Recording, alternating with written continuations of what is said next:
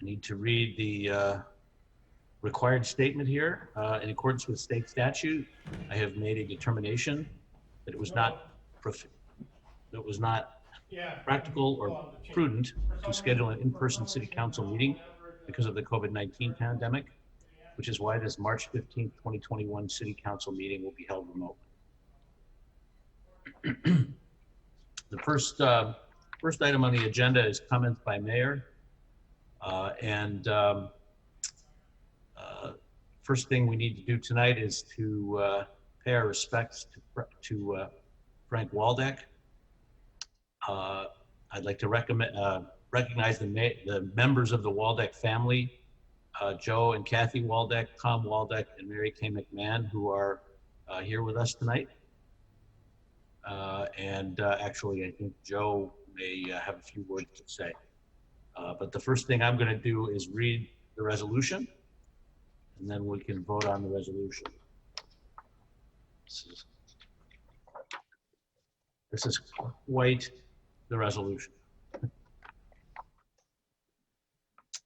Whereas, on behalf of the City of Lake Forest, the City Council expresses its profound sadness at the loss of Frank J. Waldeck at the age of 98 on February 12, 2021. And whereas Frank Waldeck leaves a lasting legacy as a friend to all and a valued community leader, and whereas his love for and pride in Lake Forest was evident to all, his enthusiasm for the community was contagious and inspiring. And whereas Frank Waldeck served as mayor of Lake Forest from 1978 to 1981, and under his leadership, many important forward-looking initiatives were accomplished. The city's recreation center was constructed, the framework for CROIA was put in place, the first ordinances were passed establishing protections for the city's historic and environmental resources, and the Chicago Bears were brought to Lake Forest College during forming a partnership with the city that has endured for decades. And whereas prior to being elected mayor, Frank Waldeck served the community on the Plan Commission and the Zoning Board of Appeals respectfully, diligently, and wisely balancing a variety of interests, always keeping in mind the long-term welfare, success, and character of the city he loved. And whereas Frank Waldeck's service went beyond city-appointed and elected positions, he offered his time and energy for the good of the community by serving on the boards of Lake Forest Symphony, Lake Forest Lake Bluff Historical Society, now the History Center, the Affordable Housing Commission of Lake County, and the former Barra College.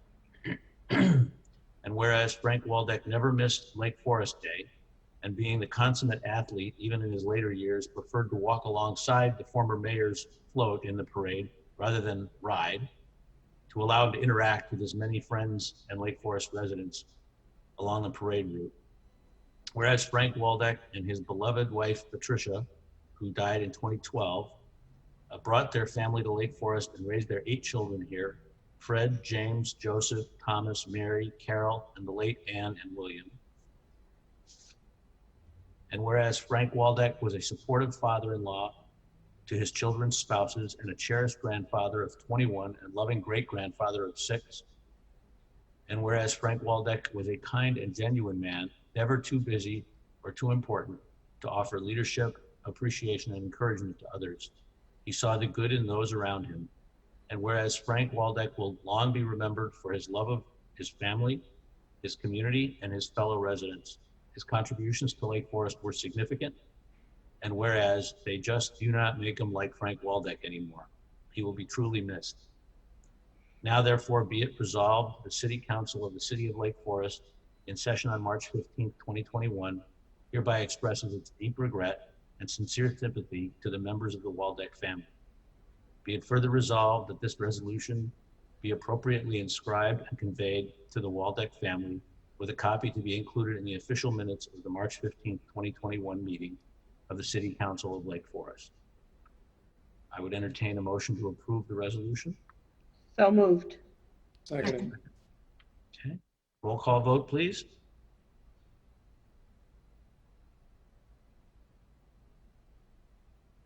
You're muted, Joyce. Sorry about that. Alderman Morris. Alderman Karas. Aye. I said aye, Joyce. I didn't hear you. Okay. Alderman Rummel. Aye. Alderman Preschlack, Heartfelt, aye. Alderman Gashgarian, Aye. Alderman Bushman, Aye. Alderman Weber. Aye. 7 yeas, 0 nays, motion carries. Thank you, everyone. We also have a very special letter from the Chicago Bears that I'd like to read. It's written to the family of Frank Waldeck.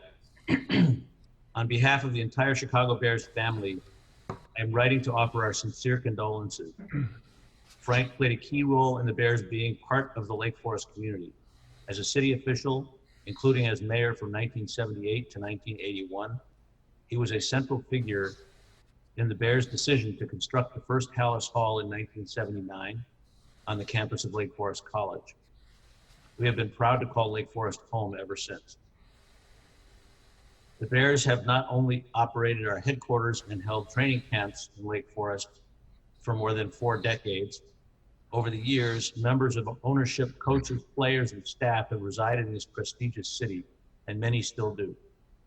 Whether operating our business or utilizing the town's excellent schools, parks, or shopping opportunities, the Bears and our employees are appreciative of the outstanding amenities this city has to offer. This would not have been possible had it not been for Frank's dedication and commitment to work with the Bears to help formulate this partnership. We are grateful for our relationship with the city of Lake Forest and expect that it will continue for many years to come. We extend to you our deepest sympathy. Respectfully, George H. McCaskey.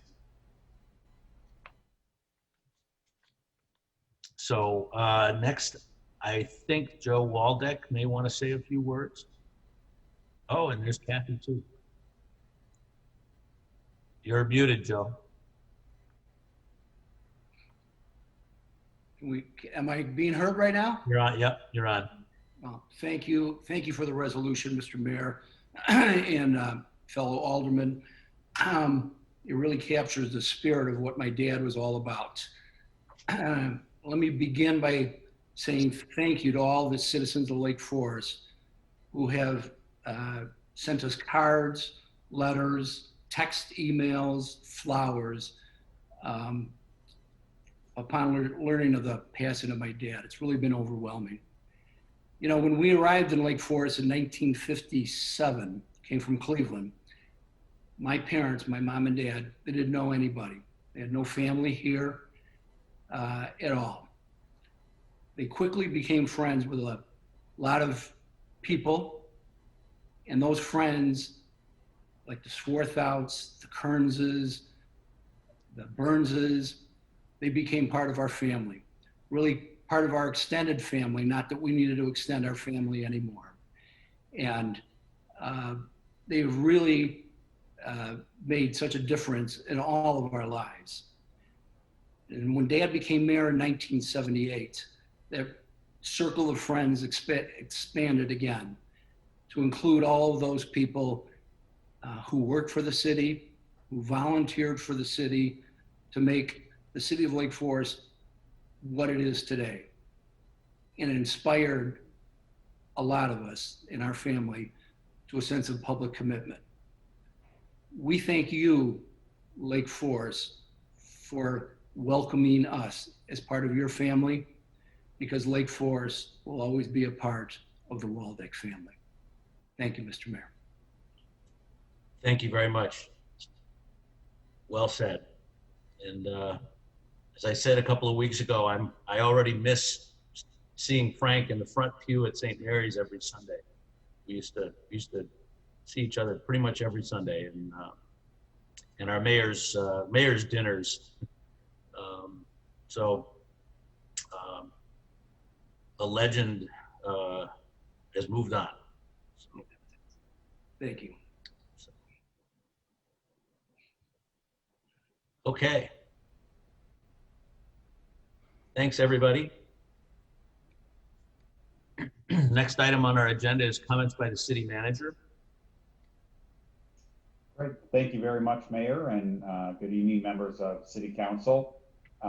Tonight, I am pleased to introduce what I guess is still the newish executive director, if you will, for the Ellowa Farm Foundation, Laura Calvert.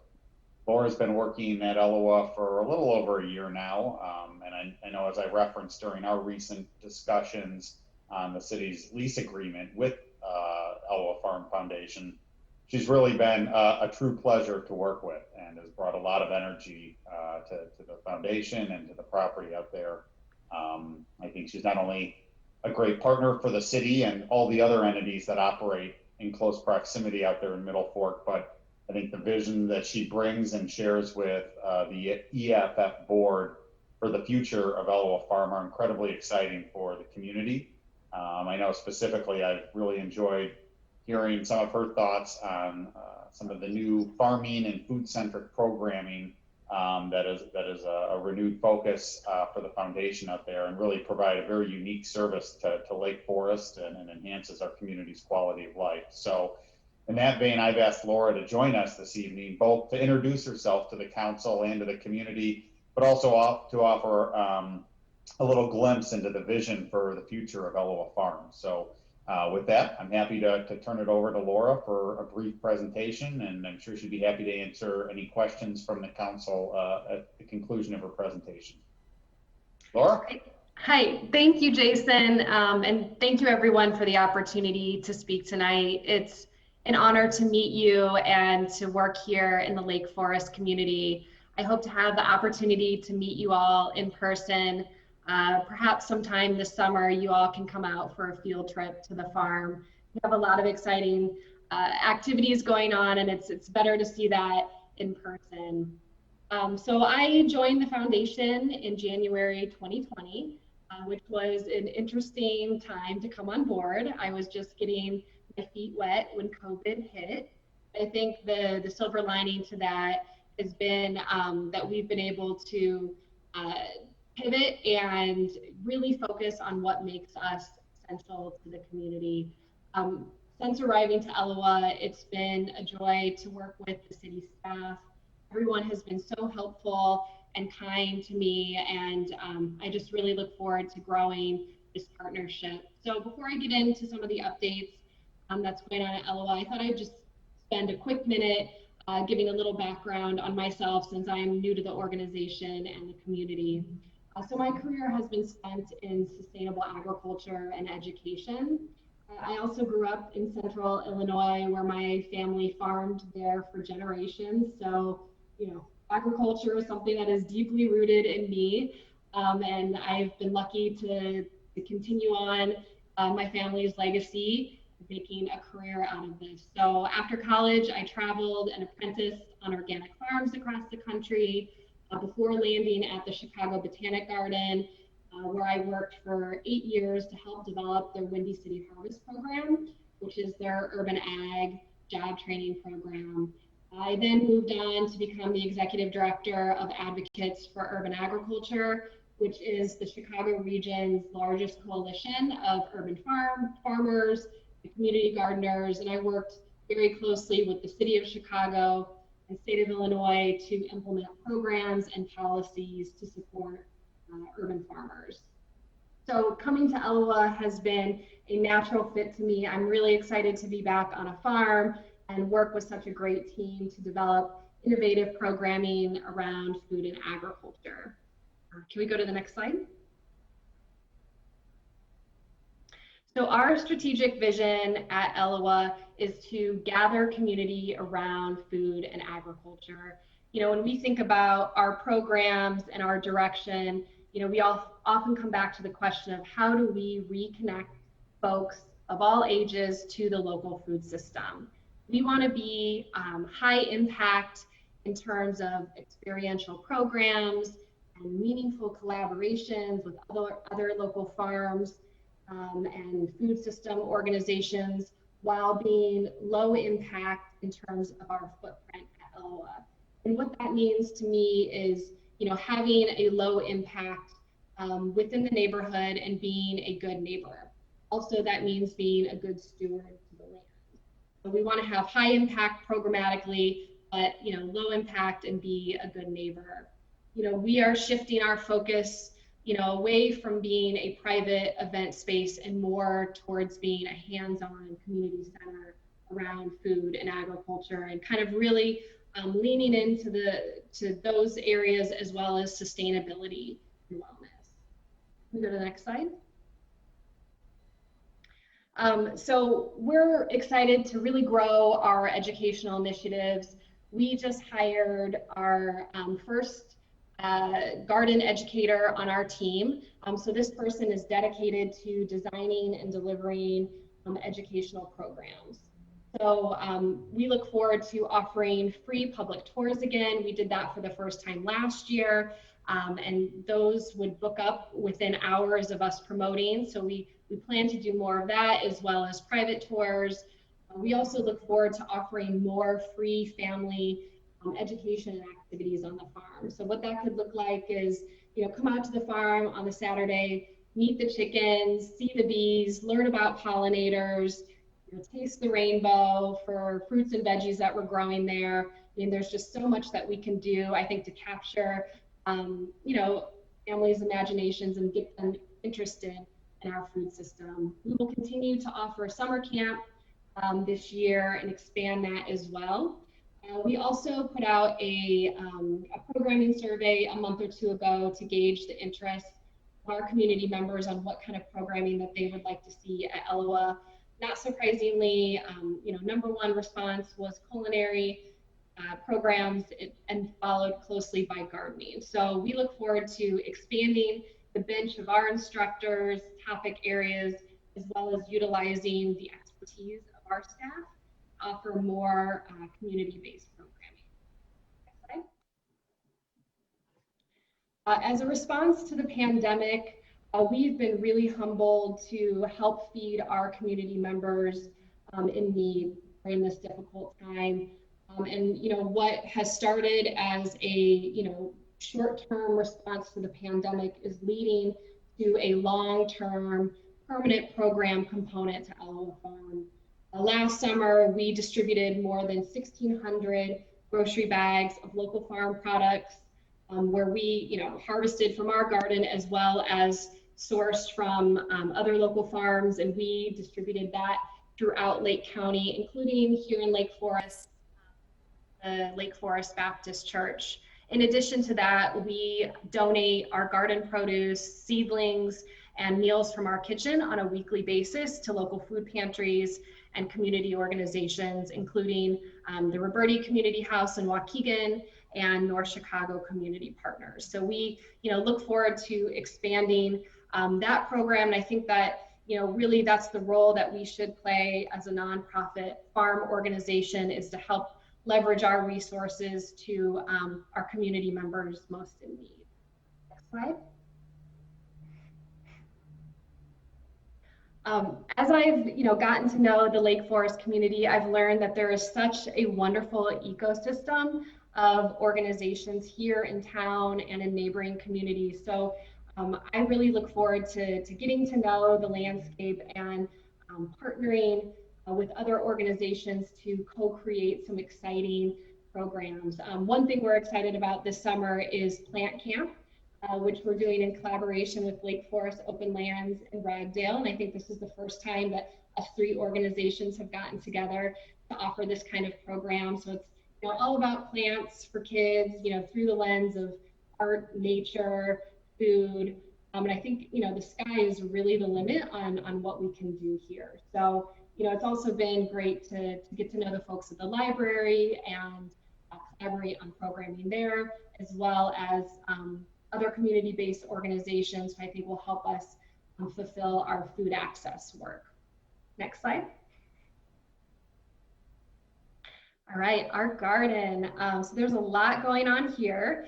As you can see in the center photo, that's a picture of our expanded garden. So last fall, we undertook this expansion, and we are now going to be able to harvest 30% more than in seasons past. So this additional harvest will go to supplement our weekly market. It'll go to increase the number of CSA shares we offer to the community, as well as be earmarked for donation and distribution with our community partners. The photo in the corner is our current pumpkin patch, which we have two kind of in the middle tier of the farm. And, frankly, that's not the best use of that land. So we are going to convert it into an edible perennial patch. So that will be a really exciting demonstration, I think, to our home gardeners in the community to see, how you can easily grow things like asparagus, berries, rhubarb.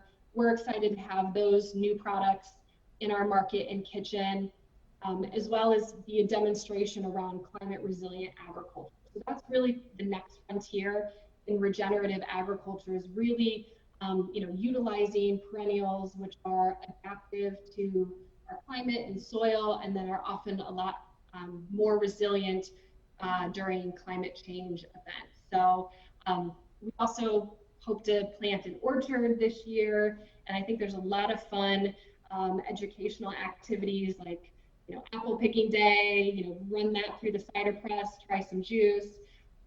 So a lot of exciting programs that kind of connect the farm to the kitchen, to people's tables. Our garden market will have a similar format as it has had in years past, of course, following any COVID guidelines this summer. So we're excited to bring that back on May 14th, and that will run through the end of October. In addition to this market being an outlet for community members to come and pick up locally sourced food, I think it's also important to recognize that it's also a platform for local farms and food businesses and vendors. So it really serves as an incubation space for small businesses. Last year, we featured more than 25 local farms and businesses, and through the community's purchase at our weekly market and through our kitchen products, we purchased more than $80,000 worth of products from these local farms. So I think that's another really good role that we can play as a nonprofit farm institution, is to provide an additional platform for small businesses, which I think is really important during this difficult time. Next slide. All right, our kitchen. So we hired a new chef last summer. This is Chef Steve. He has come out of the city. You see him here breaking down a beef shoulder from Abram Farm. And he really walks the walk in terms of being a chef at a farm institution. He has connected with many local farms and local distributors to source locally. He also is very adept at taking all sorts of things from off the farm and transforming them into delicious meals, as well as preserving them, so then we can incorporate the local products into our menu during the season when we're not harvesting. So we're excited to expand our culinary programs here in the kitchen. So stay tuned for that. Next slide, please. So, we want to be really intentional about connecting the farm to the kitchen, to people's tables. So I think what you can expect to see from us is new farm to table programs. What I'm really excited about this season is rolling out a Meet the Farmer or Meet the Producer farm dinner series. So what that would look like is, this would be open to the community. They could come to the farm, get a tour of the garden, maybe with a cocktail, and then come and listen and learn from a local farmer or producer, and then sit down together and share a meal. We've also been thinking about how to adapt that to be a little bit more family friendly. We're thinking about having pizza nights on the farm. They might be able to get a hold of a little pizza oven, and it'd be great to have families come out, pick some herbs in the herb garden, make their own pizza, and then sit down together and enjoy a meal. Again, I think this really falls nicely under our vision of gathering community around food and agriculture.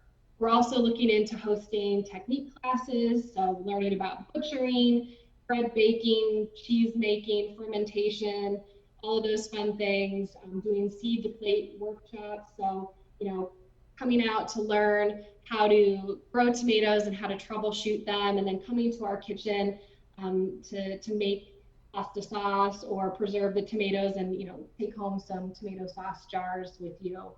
We're also excited to collaborate with local food and beverage companies to do educational classes together and co-brand products. So some of you may have seen, we are collaborating with Apolog Liqueurs, who is a local botanical liqueur company who sources all from urban farms.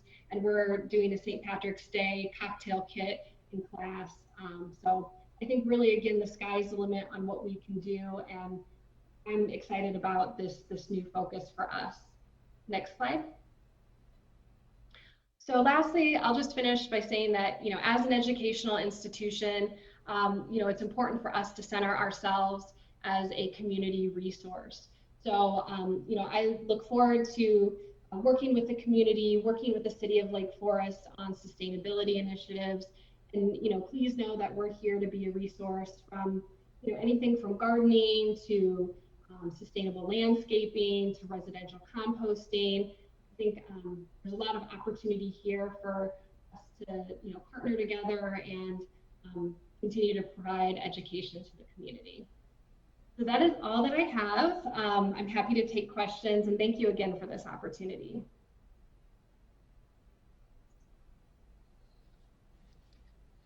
Thank you, Laura. Are there any questions from the, yep.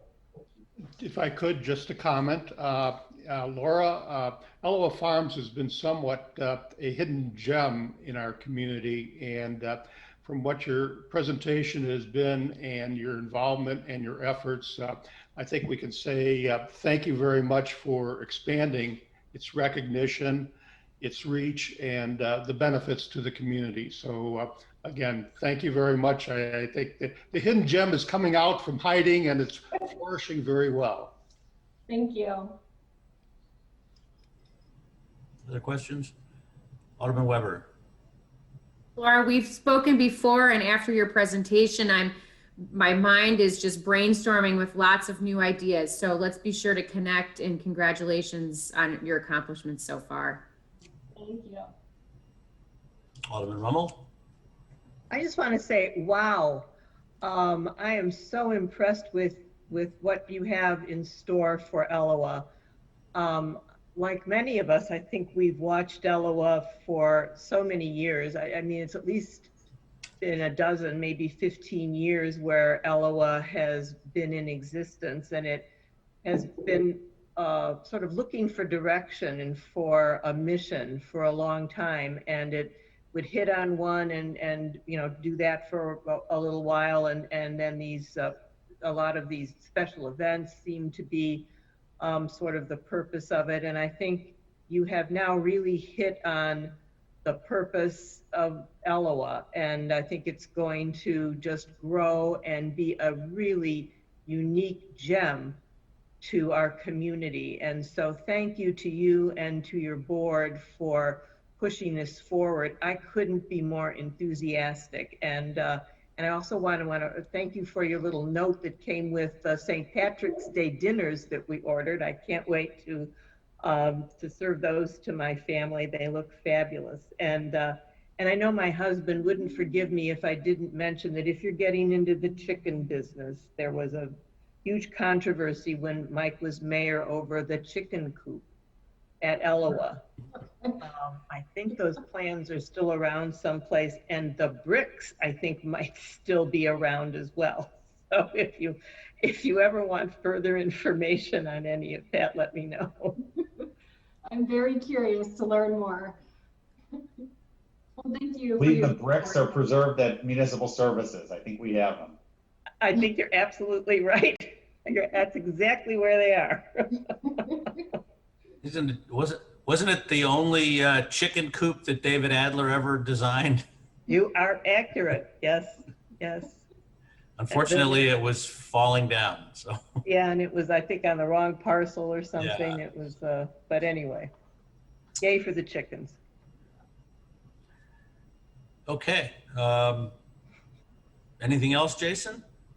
No, if that's all for Laura, then that concludes my report for this evening. Laura, thanks again for your time.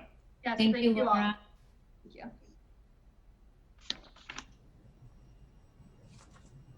Okay, the next item on the agenda is an opportunity for the citizens to address the city council on non-agenda items. We'll put up the phone number, 847-810-3643. There's also a raise hand function. And so we'll wait a minute and see if anybody's interested in speaking to the council on a non-agenda item.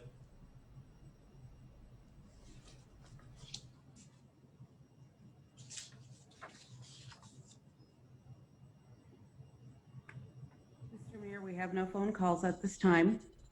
Thank you. Mr. Mayor, we have no raised hands at this time. Okay. Well, then I guess we'll move on to the next item on the agenda, which is items for omnibus vote consideration. We have 9 items tonight. First is approve the extension of the mayor's declaration of a local state of emergency until the next city council meeting.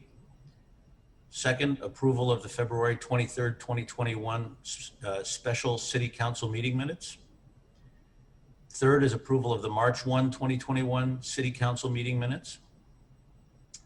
Fourth is approval of a recommendation from the Public Works Committee to award the Seminary Ravine Study Proposal to Hay and Associates in the amount of $45,000. Fifth is approval of a recommendation from the Public Works Committee to approve a resolution allowing city employees to perform work in state rights-of-way for a period of 2 years.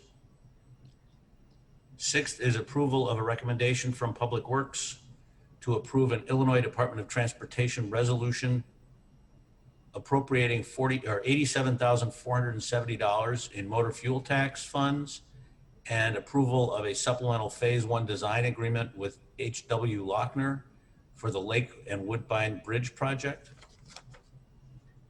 Number 7 is approval of a recommendation from the Public Works Committee for authorization to advance fiscal year 22 capital expense and approval to award a contract to Wadsworth Golf Construction for restoration of Deer Path Golf Course as associated with the IDOT stormwater project in the amount of $449,810 plus a 10% contingency in the amount of $45,190 for a total of $495,000. Eighth is approval of the purchase of 2,400 tons of road salt from Morton Salt in the amount of $170,700 for the fiscal year 22 winter and or reserve for fiscal year 23. And ninth is consideration of a recommendation from the Plan Commission and Building Review Board in support of redevelopment of the southeast corner of Waukegan and Everett Roads with a mixed-use development. And this would be final approval. This was preliminarily approved 2 meetings ago. Are there any items that any member of the council would like removed or taken separately? Alderman Bushman. Mr. Mayor, I'd ask item 9 to be removed and handled separately for a couple reasons besides the recognition of the importance of this project. Okay. Alderman Rummel. And can we have an explanation of item number 6? I just wasn't sort of understanding the history of that project. It looked like it started and we got a grant in 2012, and then I couldn't follow sort of what happened from 2012 until 2021. Now we're addressing it. So if there's someone from the staff who maybe could it's the Ravine project, item number 6. It's so if someone could no, pardon me, it's the bridge project. Right. So if someone could just address that, I'd appreciate it. Sure, I believe he's on the call. I'd ask Bob Ells, our Superintendent of Engineering, to address that.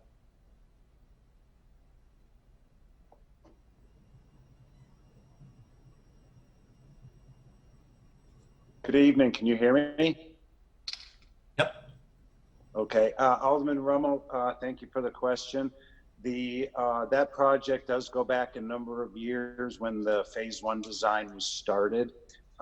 Throughout the process of the phase 1 design, there were a lot of questions, concerns, issues came up concerning historic preservation and what the bridge was going to look like, impact on a couple of neighbors there during construction, some other residents, and were involved as far as whether the bridge should be replaced or tried to be rehabilitated. Anyway, there was a lot of questions and issues going on, and at that time, city leadership decided to just put the project on hold and concentrate on some other projects for a while, and it has been on the back burner. But unfortunately, the condition of the bridge isn't getting any better while it was sitting on hold.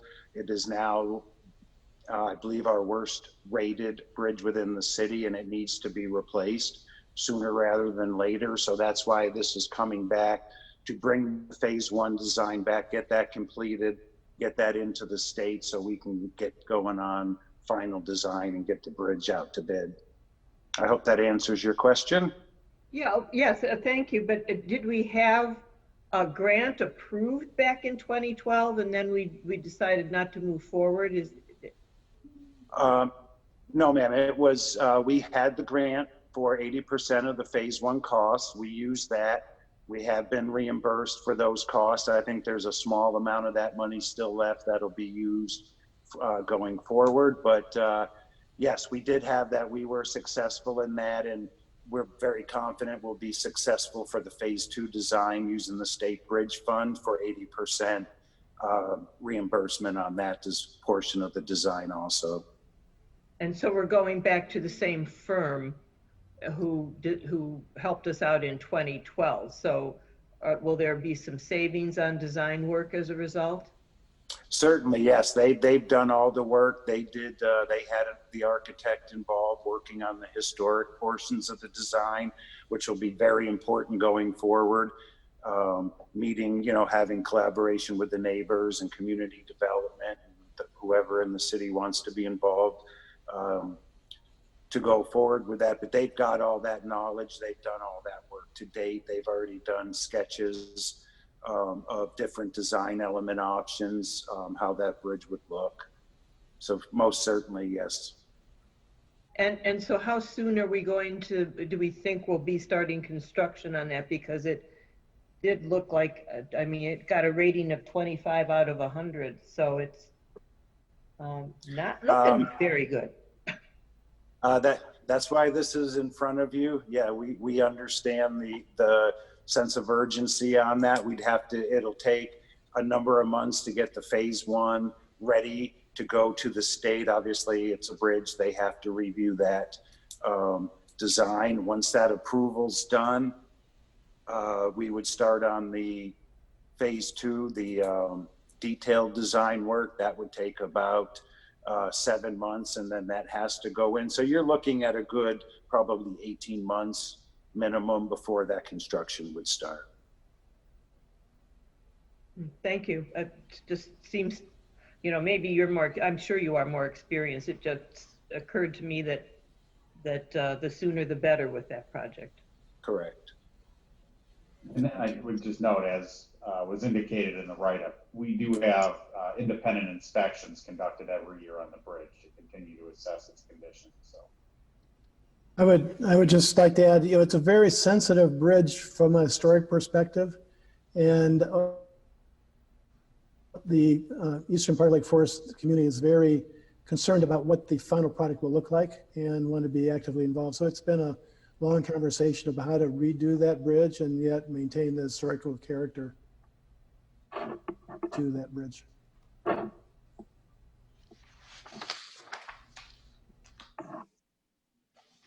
If there are no further questions, I would entertain a motion to approve the first 8 of the items in the omnibus.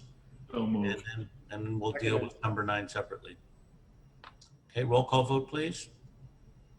Alderman Morris. Aye. Alderman Karas. Aye. Alderman Rummel. Aye. Alderman Preschlack. Aye. Alderman Gashgarian. Aye. Alderman Bushman. Aye. Alderman Weber. Aye. 7 yeas, 0 nays, motion carries.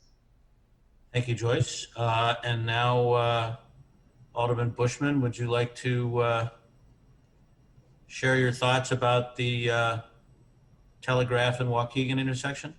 Thank you, Mr. Or Mayor. the Telegraph and Waukegan development, I should say. I don't want to confuse. That's right. Different issue. We'll take the easy one first. Thank you. And I do recognize, and I'm sure we all recognize, that this is a major improvement to the area and to the specific parcel. It has proceeded very well through the review process, and now we're in the final stage.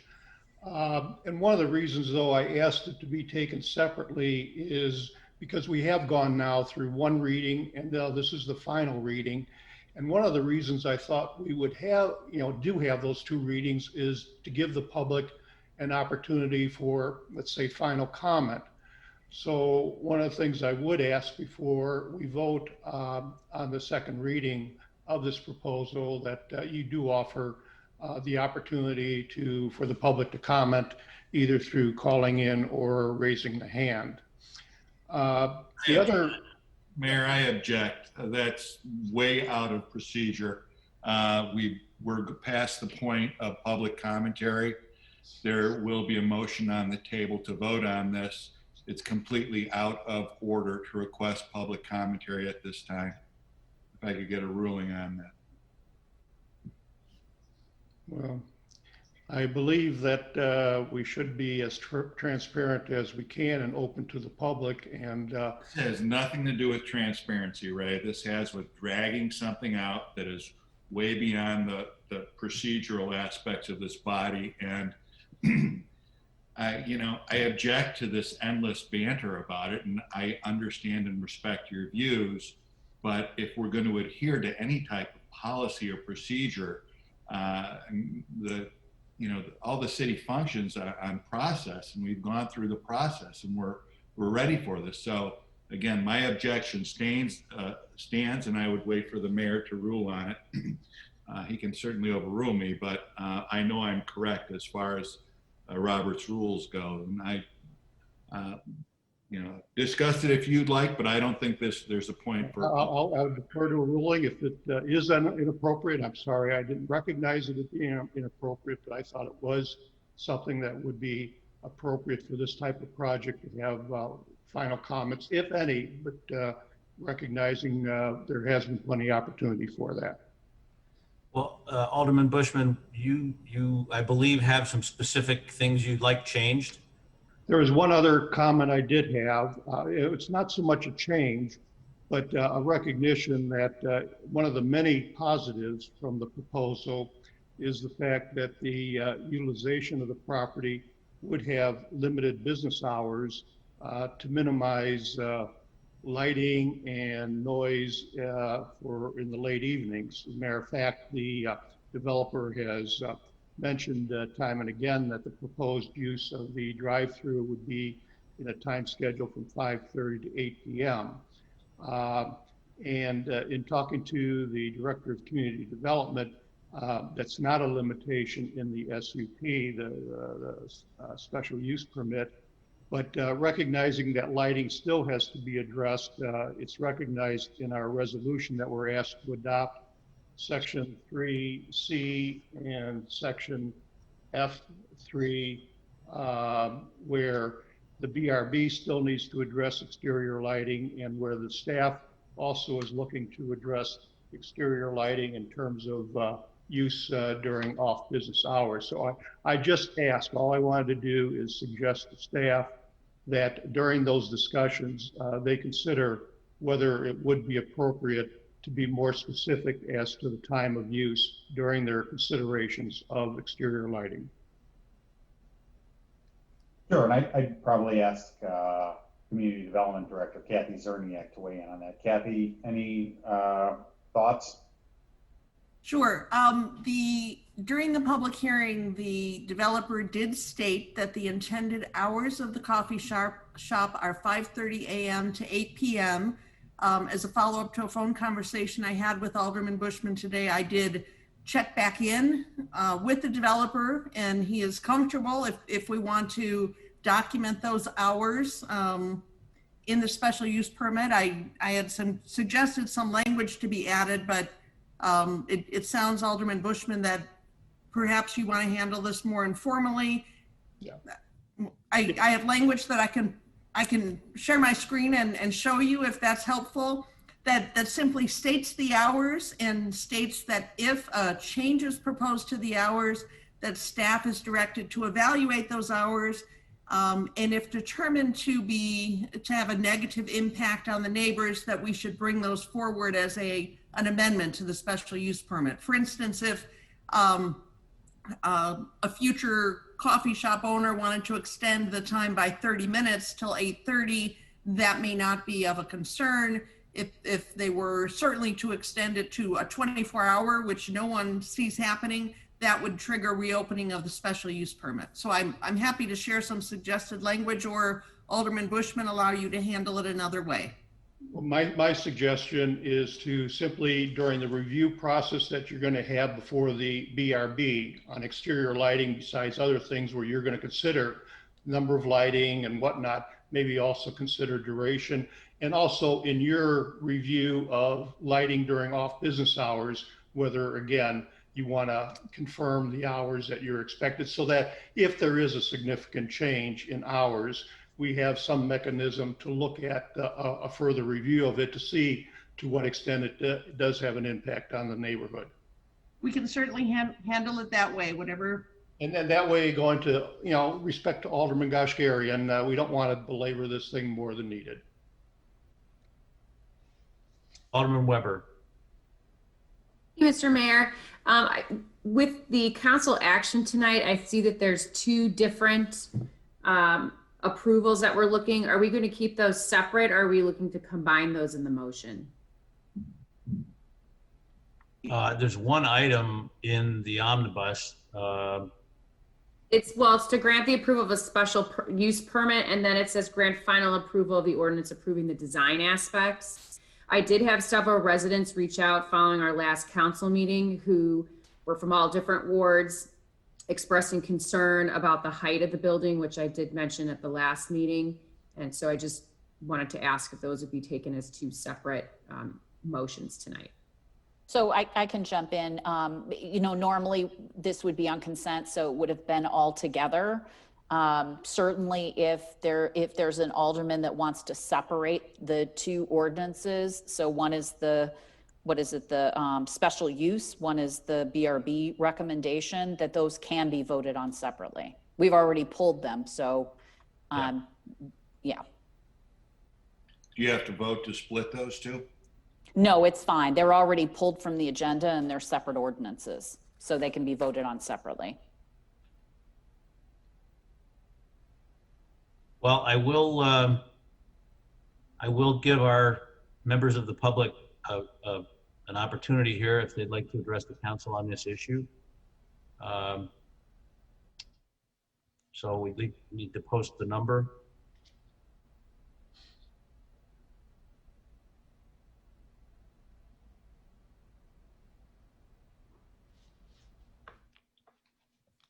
Mr. Mayor, we have no calls at this time. Okay, thank you, Susan. Mr. Mayor, we have no hands raised at this time. Okay, thank you very much. And then I will entertain a motion to approve the, I guess, the plat. We'll take them separately, the special use permit and the recommendation from the Plan Commission. So moved. Second. Okay. Roll call vote, please. Alderman Morris. Aye. Alderman Kiris. Aye. Alderman Rommel. Aye. Alderman Preslak. Aye.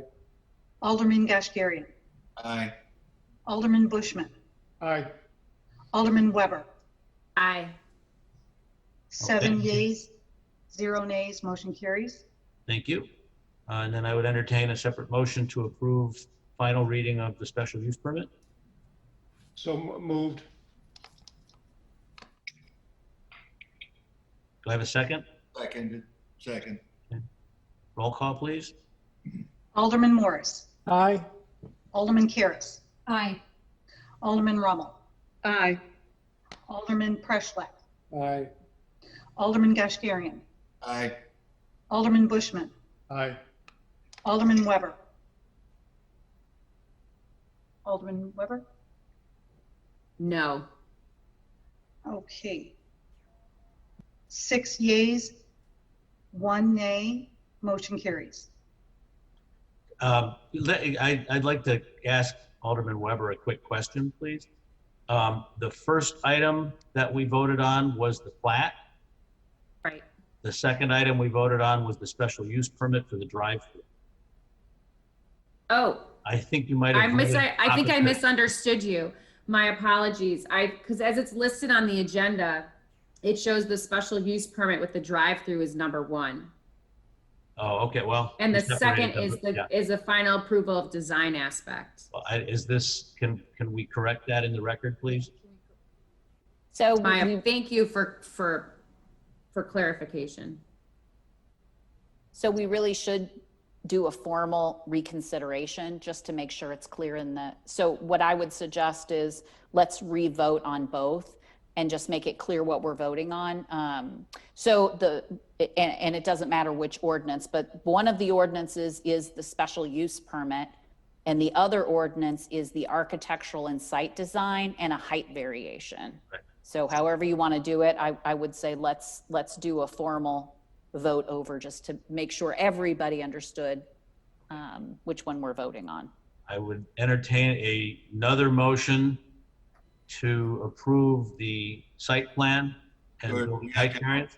You have to have a motion to reconsider and vote on that. To open it back up. Yeah, so a motion to reconsider both of those previously passed agenda items that were pulled from the omnibus without reading through them. Right, and so that just opens it back up. It doesn't vote on either one of these. So that can be seconded and voted on, and then that brings to the table these two ordinances again. Was that a motion from, I was going to second it. Go ahead. I was going to make a motion to open up the agenda for those 2 items. And I'll second it. Okay, and then we need a roll call vote, please. Alderman Morris. Aye. Alderman Karas. Aye. Alderman Rummel. Aye. Alderman Preschlack. Aye. Alderman Gashgarian. Aye. Alderman Bushman. Aye. Alderman Weber. Aye. 7 yeas, 0 nays, motion carries. Okay.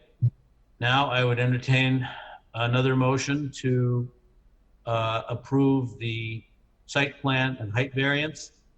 It's architectural site plan and Architectural site- height variance. Yep. Okay. So moved. Second. Roll call, please. Alderman Morris. Aye. Alderman Karas. Aye. Alderman Rummel. Aye. Alderman Preschlack. Aye. Alderman Gashgarian. Aye. Alderman Bushman. Aye. Alderman Weber. 7 You're yeas. muted. Eileen, you're muted. No, I'm not. Nay. Okay. Thank you. 6 yeas, 1 nay, motion carries. Okay. Now I would entertain a motion to approve the special use permit for the drive-through. So moved. Second. Okay, roll call, please. Alderman Morris. Aye. Alderman Karas. Aye. Alderman Rummel. Aye. Alderman Preschlack. Aye. Alderman Gashgarian. Aye. Alderman Bushman. Aye. Alderman Weber. Aye. 7 yeas, 0 nays, motion carries. Okay. Thank you. Phew. Mr. Mayor, before we move on, I would just like to hear from our attorney on the point made by Alderman Gashgarian. When we're in a second reading like this, when is public comment permitted, or what are the rules? Can you clarify that? I just would like to know. I think we could all benefit.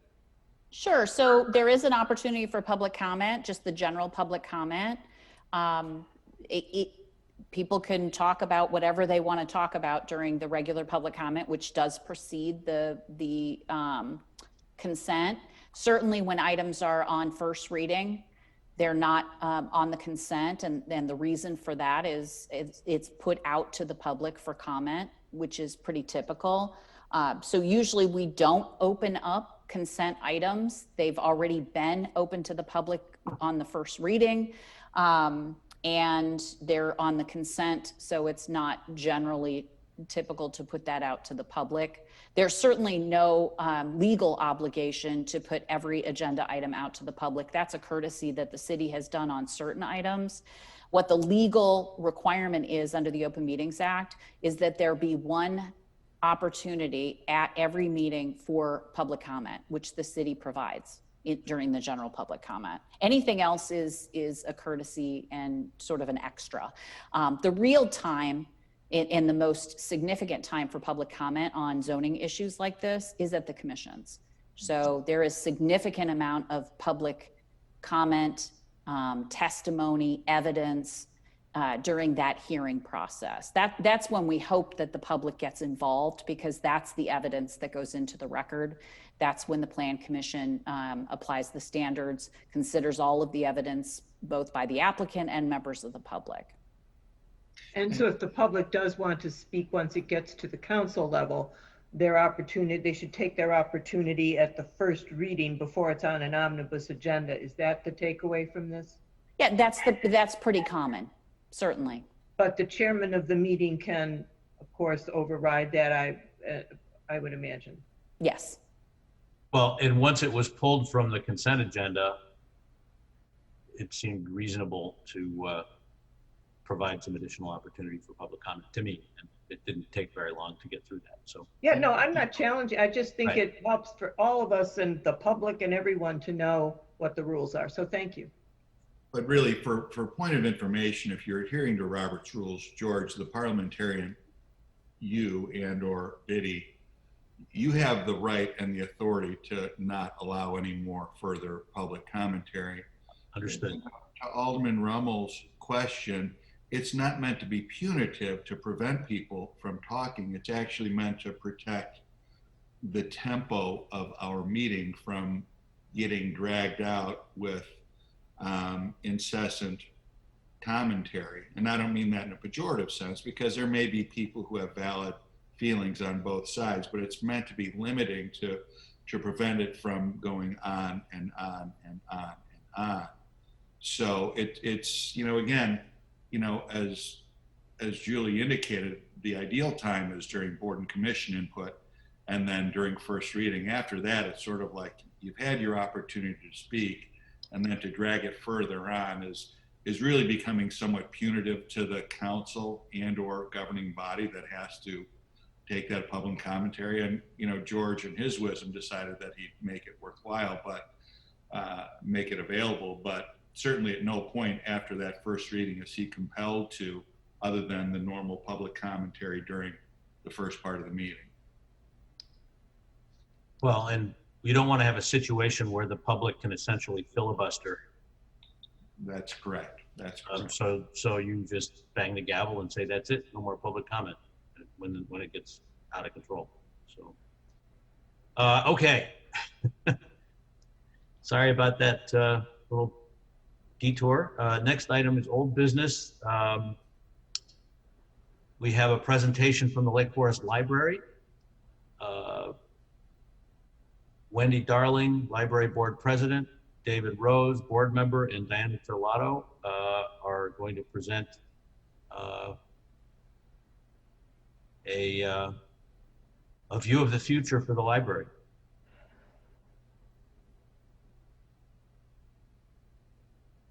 Good evening. I'm Wendy Darling, President of the Library Board. Tonight I'm here with David Rose, Vice President of the Library Board, and Diana Terlato, President of the Lake Forest Library Foundation.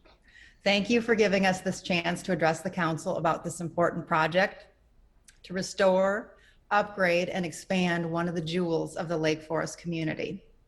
As you know, the library does amazing work as evidenced by its national awards, including consistently being designated as a star library and exceeding the state usage metrics.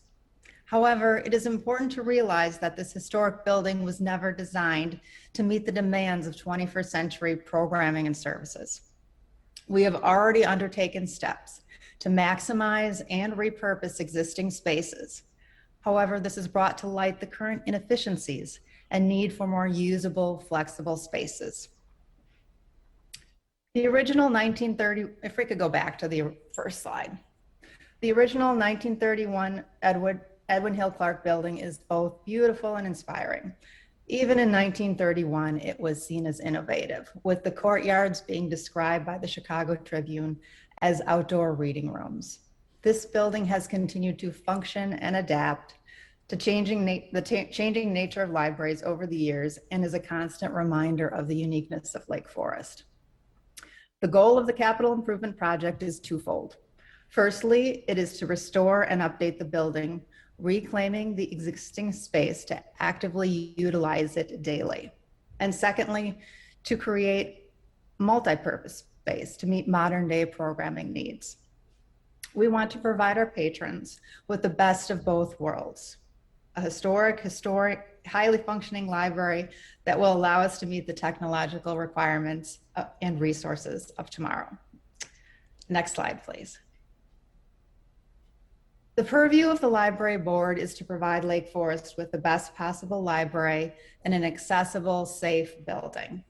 The interior and exterior spaces are in dire need of repair, with deficiencies regarding the site, life and safety issues, and a continued need to make the building more accessible to all of our city's residents.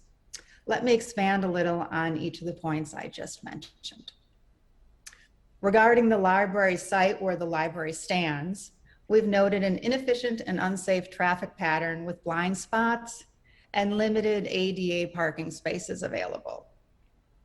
Additionally, there is no entry from the historic gates on Deer Path. I'm sure many of you recall this historic pathway. It provided a path to anticipate and appreciate the building and its dome as you approach the entrance. In the current approach, many stairs and sidewalks are just uneven and in constant need of patching. As far as the life and safety issues, they include the presence of asbestos installation, rusted and poorly insulated piping, an inability to filter and circulate outside air, lack of clear sight lines in public spaces, and the presence of black mold in public spaces, requiring constant, costly mitigation. The library is not a welcoming space for those with mobility or other challenges.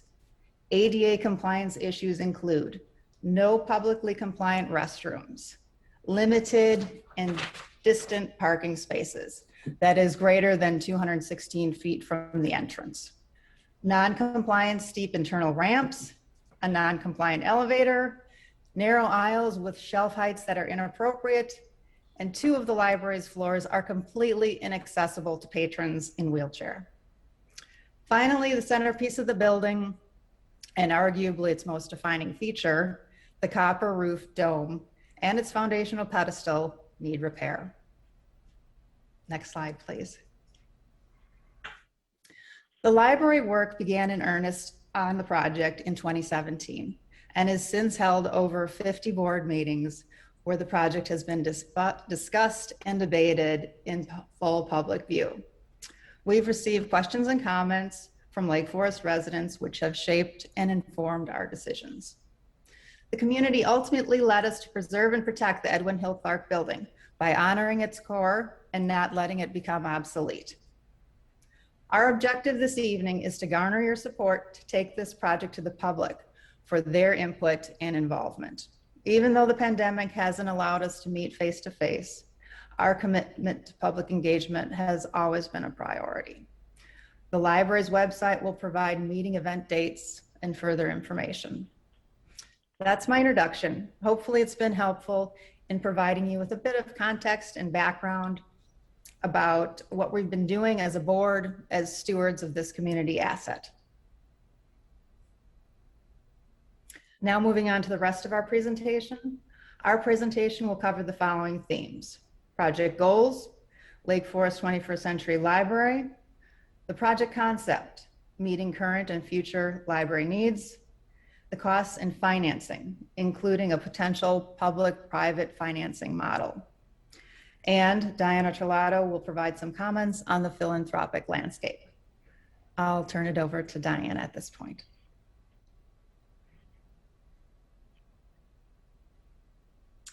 Good evening, everyone, and thank you again for allowing us to present. Alderman Preschlack, thank you for your beautiful background. We love our library. Every great city deserves a great library, and Lake Forest is no different. By taking this bold action to reimagine our library, we'll create benefits across our entire community. It's the only free, public, multi-generational space that offers the exchange of ideas for learning. It plays a critical role in developing and supporting a vibrant family community. And it amplifies the work of other community institutions that the library partners with, including, and bear with me, this is a long list. The library partners with Gorton Community Center, Ellowa Farm, the History Center, Dickinson Hall, Lake Forest Place, Balmoral Care Center, the League of Women Voters, Deer Path Art League, Lake Forest Parks and Rec, Mothers Trust Foundation, Lake Forest College, Open Lands, Family Services of Lake County, SCORE Chicago, LEAD, A Safe Place, and the Chamber of Commerce. Not to mention the schools in our area, Lake Forest High School, Deer Path Middle School, Lake Forest Academy, Woodlands, District 67 schools, and various preschool programs.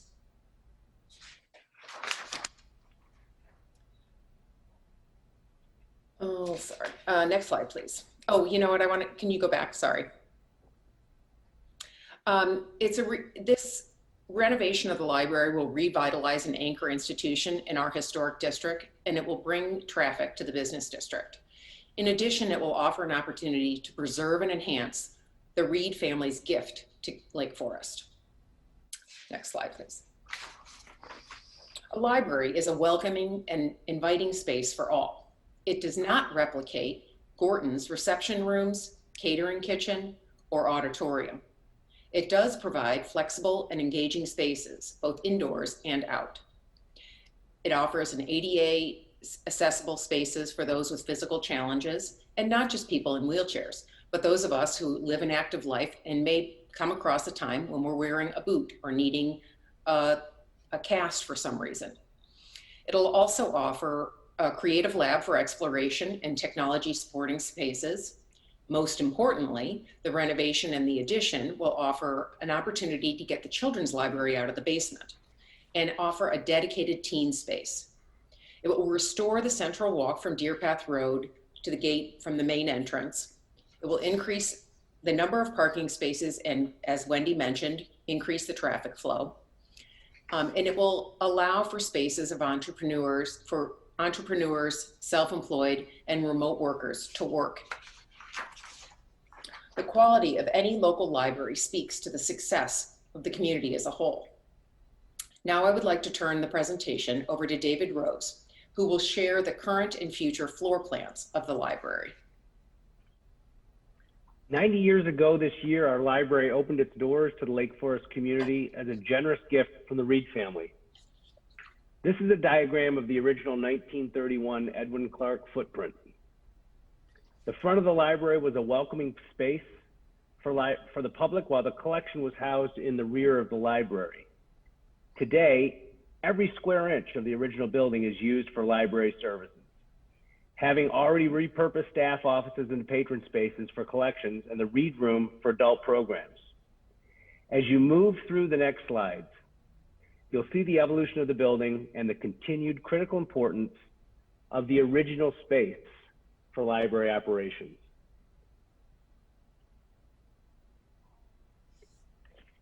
In 1978, new additions were added to the north, east, and west, establishing the current footprint. As you'll know, we went from about 14,000 square feet to 29,000 square feet with these additions. While providing new space, they created facilities issues by adding 3 additional HVA systems and causing foundation issues in the original building. The wings also diminished access to the original courtyards that were so regaled by the Chicago Tribune. For these and other reasons, we discussed removing them later in the presentation. The proposed concept for a 21st century library increases the library footprint by about 11,000 square feet versus where we are today, and about 25,000 square feet versus the original Edwin Hill Clark design. Of course, we're maximizing our existing space while also providing much needed flexible multi-use library capacity. This increased square footage solves many ADA issues with a new elevator and restroom core and provides a secondary ADA entrance. I want to highlight that. It's a secondary entrance. The main entrance remains at the front of the building right off the foyer. The concept favors the removal of the 1978 addition due to their functional and infrastructure issues. The space must be built on the east due to the impact of the second McKinley Road project, shifting further south and east after the project acquired the church parsonage. One question you may be asking is, why are the 1978 wings not worth renovating? The 1978 wings detract from the original building and undermine the original intent of our most cherished spaces. They also lack flexibility in sight lines in our public spaces and create foundation issues in the original building. Importantly, from a financial perspective, it is cost neutral to remove them while driving facility efficiency and reducing complexity in the new space. Another frequent question is, why hasn't the dome been fixed yet? Fixing the dome separate from the rest of the building, repair and improvement, would end up costing us more in both time and money for the project.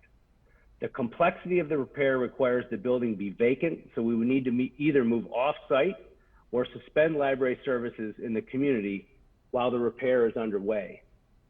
Moreover, combining it with a larger project protects us from the added cost of reopening walls and allows us to combine multiple repairs at once. We want to make every dollar count on this project, and the community has told us, if we're going to fix it, let's fix it right. Back to Diana. So here we see the rendering of what it would look like without the east and west rings that David just told us about. And as you can see, the prominence of the original Edwin Hill Clark building is at the forefront. If you, now of course there are no trees and shrubs just to highlight the building. They will of course be maintained and replaced if anything got destroyed. Off to the right, you can see that small 2-story structure. That's the proposed new building, but really the main focus here is the original 2 benches and the central walkway that would get replaced and added to the project, which then gives us a nice opportunity to replace and enhance the walkway on Deer Path Road between the parking lot and the library. It ties it in very nicely. Next slide, we're going to move inside. So moving inside, I got the fun slides. So this is the current foyer as you walk into the building. And even though it's COVID times and this is cluttered looking because of COVID, it actually functions in a very cluttered way, even during normal times. Patrons usually hastily walk through this space and go right into the rotunda. Next slide, please.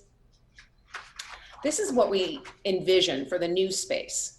A living room for Lake Forest, if you will.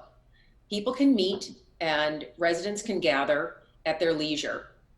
Off to the left and the right of this slide, you'll see those glass doors. Those lead out into the courtyards that Wendy referred to, that the Chicago Tribune mentioned as beautiful outdoor reading rooms. The current 1978 additions limit the lighting in those courtyards. I don't know how many of you have been out there, but those courtyards are divine. They're just beautiful. You do get some limitation from the church on the west side in the late afternoon, but the They're designed in such a way that depending on whether you're there in the morning and you want the east light, or in the afternoon and you want the western light, they're a beautiful space to be reading. It's a welcoming space that also oh, sorry, I missed that part. Next slide, please. This is the current reading room. It's still beautiful and provides a comfortable atmosphere for patrons. Unfortunately, this 1978 addition, you can see here the two walkways that were added, these two doorways that are highlighted in red. Those create a hallway aspect to the current reading room. And next slide, please. When we refurbish this space and renovate, we're going to take away the wings, and thereby removing those doorways. And it shows how we could return this room to its original intent. And with the west wing removed, the quiet reading room again becomes a space for reflection and study. Next slide, please. So moving on from the original examples of what we would do with renovation and restoring the historic building, onto the imagined future space of what is possible in an expansion. This is just a rendering, but this is a lower level space, and this concept image shows that it would be well lit with a natural light well, with flexible meeting and program space, a new creative lab that encourages hands-on exploration of innovative technologies such as virtual reality, 3D printing, and laser cutters. This is a truly collaborative environment where patrons and students alike can work with creative materials, host one-on-one instruction, and software technology classes. The Cassian room, currently located in the children's lower level, will be slightly increased in the renovation to hold 20 more people. But more importantly, the renovation will allow that space to be subdivided into smaller meeting rooms to host more events and to host different programming at the same time. And it will also make use of hearing loop technology for those people that are hearing impaired. And contrary to what I've heard in the community, the additional building will only add 780 square feet of new meeting space, comprising of one small meeting room that would hold 10 to 12 people, and 4 smaller rooms that would hold 2 to 4 people. Next slide, please.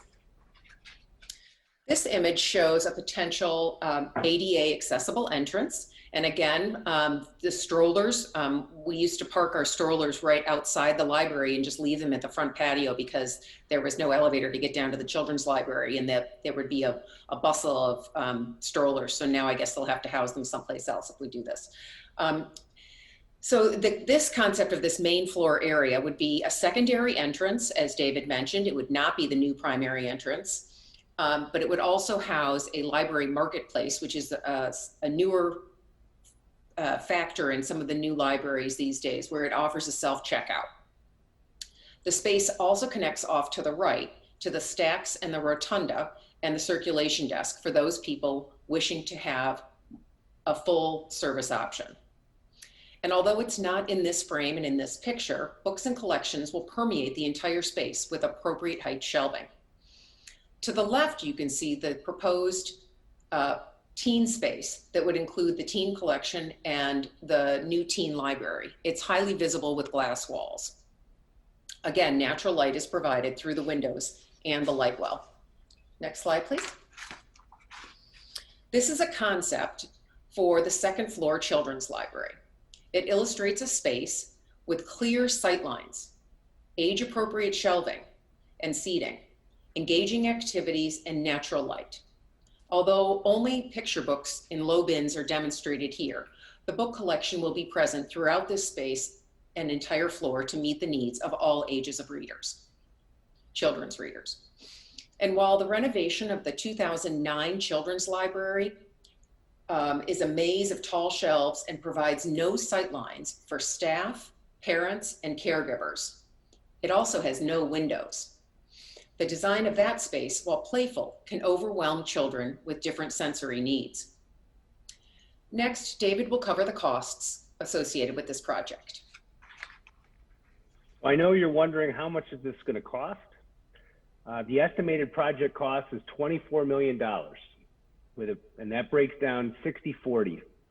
60% new construction at about 14.5 million, and 40% repair and renovation, or 9.5 million.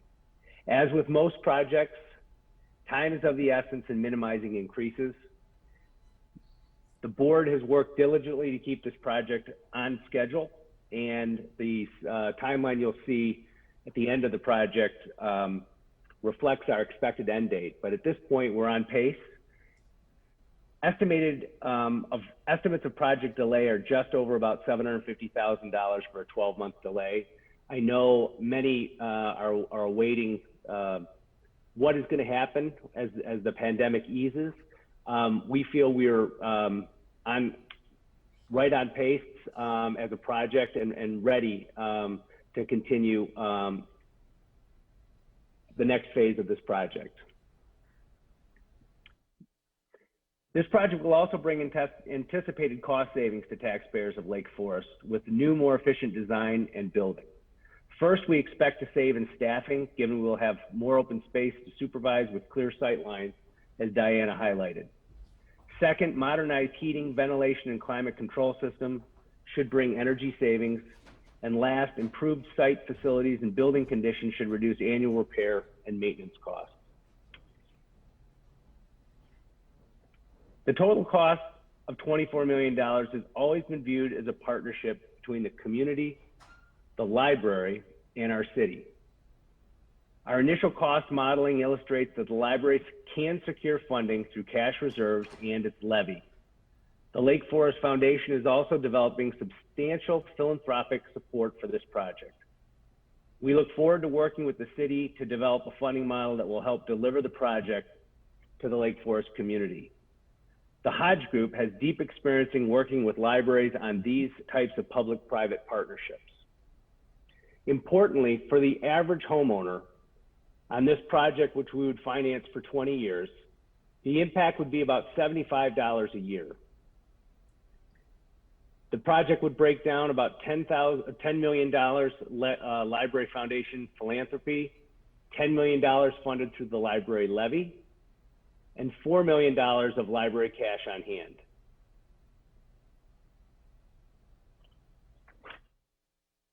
David, do you want to hit go back real quick? The foundation, if I can just jump in real quick. The foundation securing a loan for our future donations will not impact the city debt limit. So we checked that with the city attorney, and you can be confident that that will not affect the city debt. Next. We are here tonight on behalf of the Lake Forest Library Board of Trustees and the Lake Forest Library Foundation to ask for your endorsement of this renovation and restoration project.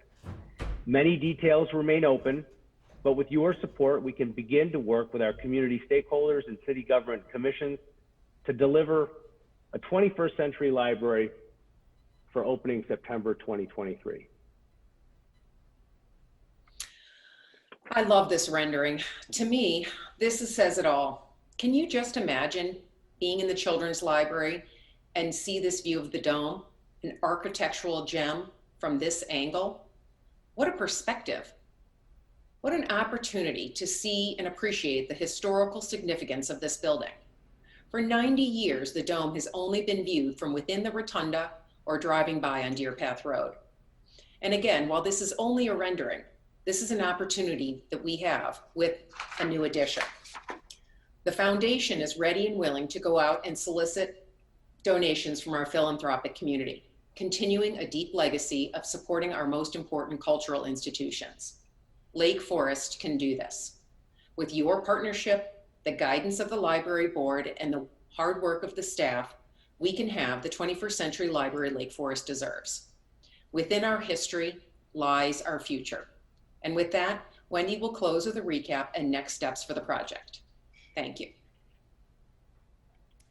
In closing, your endorsement tonight sets up these next steps. As a board, we have worked diligently to keep the project on track and deliver a library by September 2023. Our next steps. In the coming weeks, we'll embark on the community meetings designed with the purpose of listening. In August, we will report back to City Council with what we've learned. And in October, we will ask the council to consider the library's levy as voted on by the library board. Thank you again for your time and consideration this evening, and we're happy to entertain any questions you may have.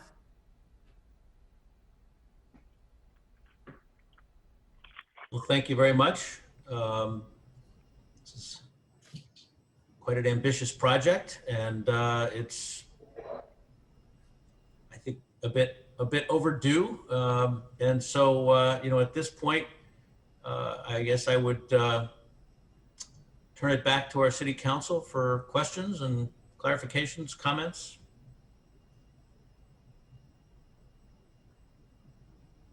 Yeah, this is Jim Preschlack. I have some questions for you, and just kind of curious how you went through the process to size the new space or the entire space and reconciled it with the mission and the fit of the library given the other institutions that we have in the community. And then I think more importantly, you know, the kind of general trends of technology and a library in the 21st century. I would really I would like to understand how you arrived at the need, you kind of given those three vectors. And then I really like to hear, is this a building improvement project, or is this so let's kind of reinvent or reimagine our library for the 21st century, and how is it really going to be different? Because I think it's a lot of money. It's a big project. It's been pretty insular in its planning, to be honest. And I think you're kind of doing the big reveal right now. I view this as a community library. So I think the steps that you go through are really, really important to engage the community. And I really don't advise you to have one option because you guys came up with it to try to sell to the community, you know, but rather be open and transparent about those factors to size the option, and maybe you have 2 or 3 options, but I can't endorse this project right now, but I can endorse a process that's open and engages the community. And I'm just curious what your response is to my comments. Wendy, do you want to take that since you've had all those public meetings, or? Sure, I can start. Yeah, our first step in the process, once we realized what we're confronted with, was to bring in Penny Hummel as a library space consultant. And she advised us on, you know, what a community our size typically has, and compared that to what we currently have. And she advised us also within the footprint that we were considering, how this could possibly work. And we looked at those 2 sets of numbers and tried to reconcile them to work within the space we have at this location. Granted, this is a limited space that we're dealing with, so we could not go with the space recommendations typically advised for a 21st century library. So we've taken into consideration, you know, the space that we have. David, if you want to jump in about what we've all considered as a board. Absolutely. I mean, in full transparency, this project started as an update on infrastructure issues, namely the dome, and issues we were seeing with artwork, the mural in the Rotunda lobby. And we got an estimate, found that it was well into the 7 figures. And before we took on repairing the dome, we wanted to get an architect's perspective on the issues in the building, because we also were dealing with issues with our HVAC. We were dealing with outages, service outages during the year. We have 5 independent systems, and I could go into detail on the various facilities issues, but we wanted to make sure we had an understanding of our facilities challenges. So we got the report back and found that there were a number of failings in the building that needed to be addressed. And we also were working diligently to put on new programs for the community, and it was taxing the staff incredibly because we didn't have the amount of space we needed. And when we looked at the price tag on fixing our facilities, it was in the neighborhood of $7 to $9 million. It dawned on us as a group that this was well more than just updating and keeping the building functioning, because we were also in the process of going through updating our mission and vision and doing a strategic plan. And in that process, we went out and talked to the community, and we got an earful on access issues to the library. So all of this came together in a very short period of time, and that was the genesis to go and put out a bid for architects to come in and talk to us about what a project would look like to address not only the structural issues, but also the accessibility issues and the programmatic needs of the library. And therein lies the beginning of this project. We sat down, talked to the city. We had conversations with Mayor Lansing. Jim, I know you stopped by the library shortly after we started the project to talk with us about the needs of the library. We were asked to take a pause. We had gone out to assess whether or not there was philanthropic support for the project, but we're asked to put that on hold.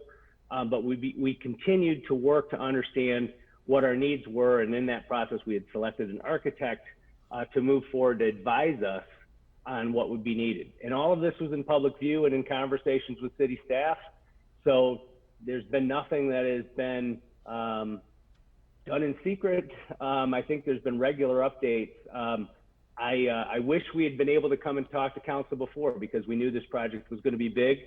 In fact, at one point in the project, as we were looking at whether or not we could move forward against this list of repairs, we thought to ourselves, is there an appetite to really take this on within the historic building, given it's going to cost us $6 to $8 million more to renovate and improve services on this existing site?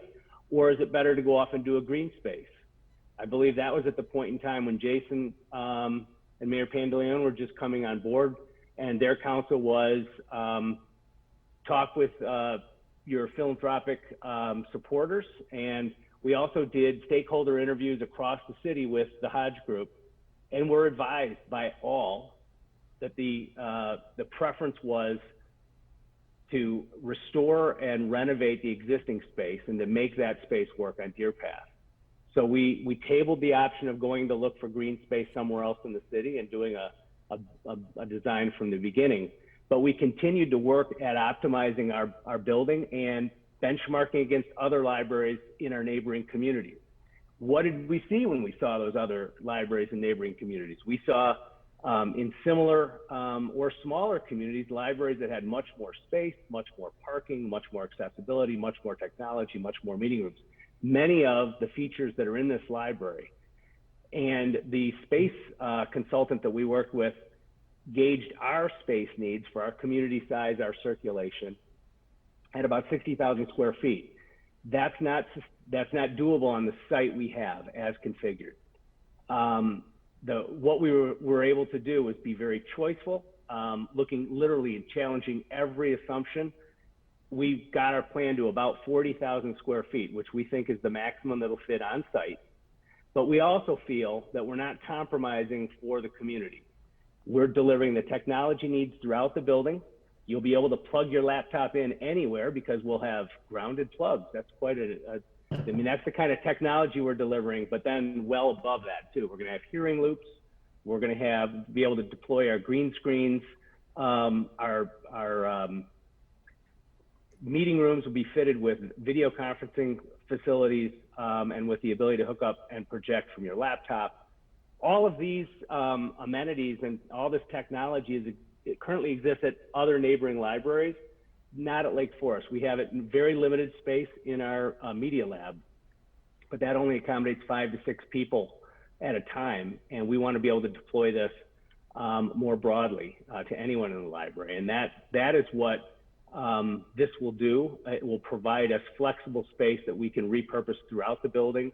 We will not be limited to just 2 programs at a time, one in the Reed room and one in the Cassian room. We can break these meetings down into smaller groups and accommodate more patrons across a wider array of interest areas. And most importantly, all of the current collaboration we do with our neighboring organizations in Lake Forest are going to continue. And we have a huge community read event. We're going to Gorton because there's no room for a 350 person auditorium in our library space. If there's a need for a recording studio, they'll go to Croya. That's what we do currently. That's how we network people that are looking for resources in the community. If they call one of our librarians, they're quickly fast-tracked to where they can do that. We're a clearinghouse and a networker in the community. We plan on continuing to do that, but we can't provide the services we need to in a 21st century library in the current space we have. And I haven't even touched on the accessibility and safety issues, but hopefully those are not a question area. They're long overdue. Lake Forest is better than that, and we need to address those promptly. Yeah, it's just, I guess my feedback is it's a lot of money for a building improvement project. And, I don't know that having one option and one size configuration is your best bet going into engaging the community. Because I don't think, from my understanding, Jim, sorry to interrupt, I don't think these things are set in stone. I think that what the board has done. Yeah, that's what I was asking, Diana. I'm asking, are you bringing options to the community through these efforts, or are you bringing the arrived solution that you've come up with?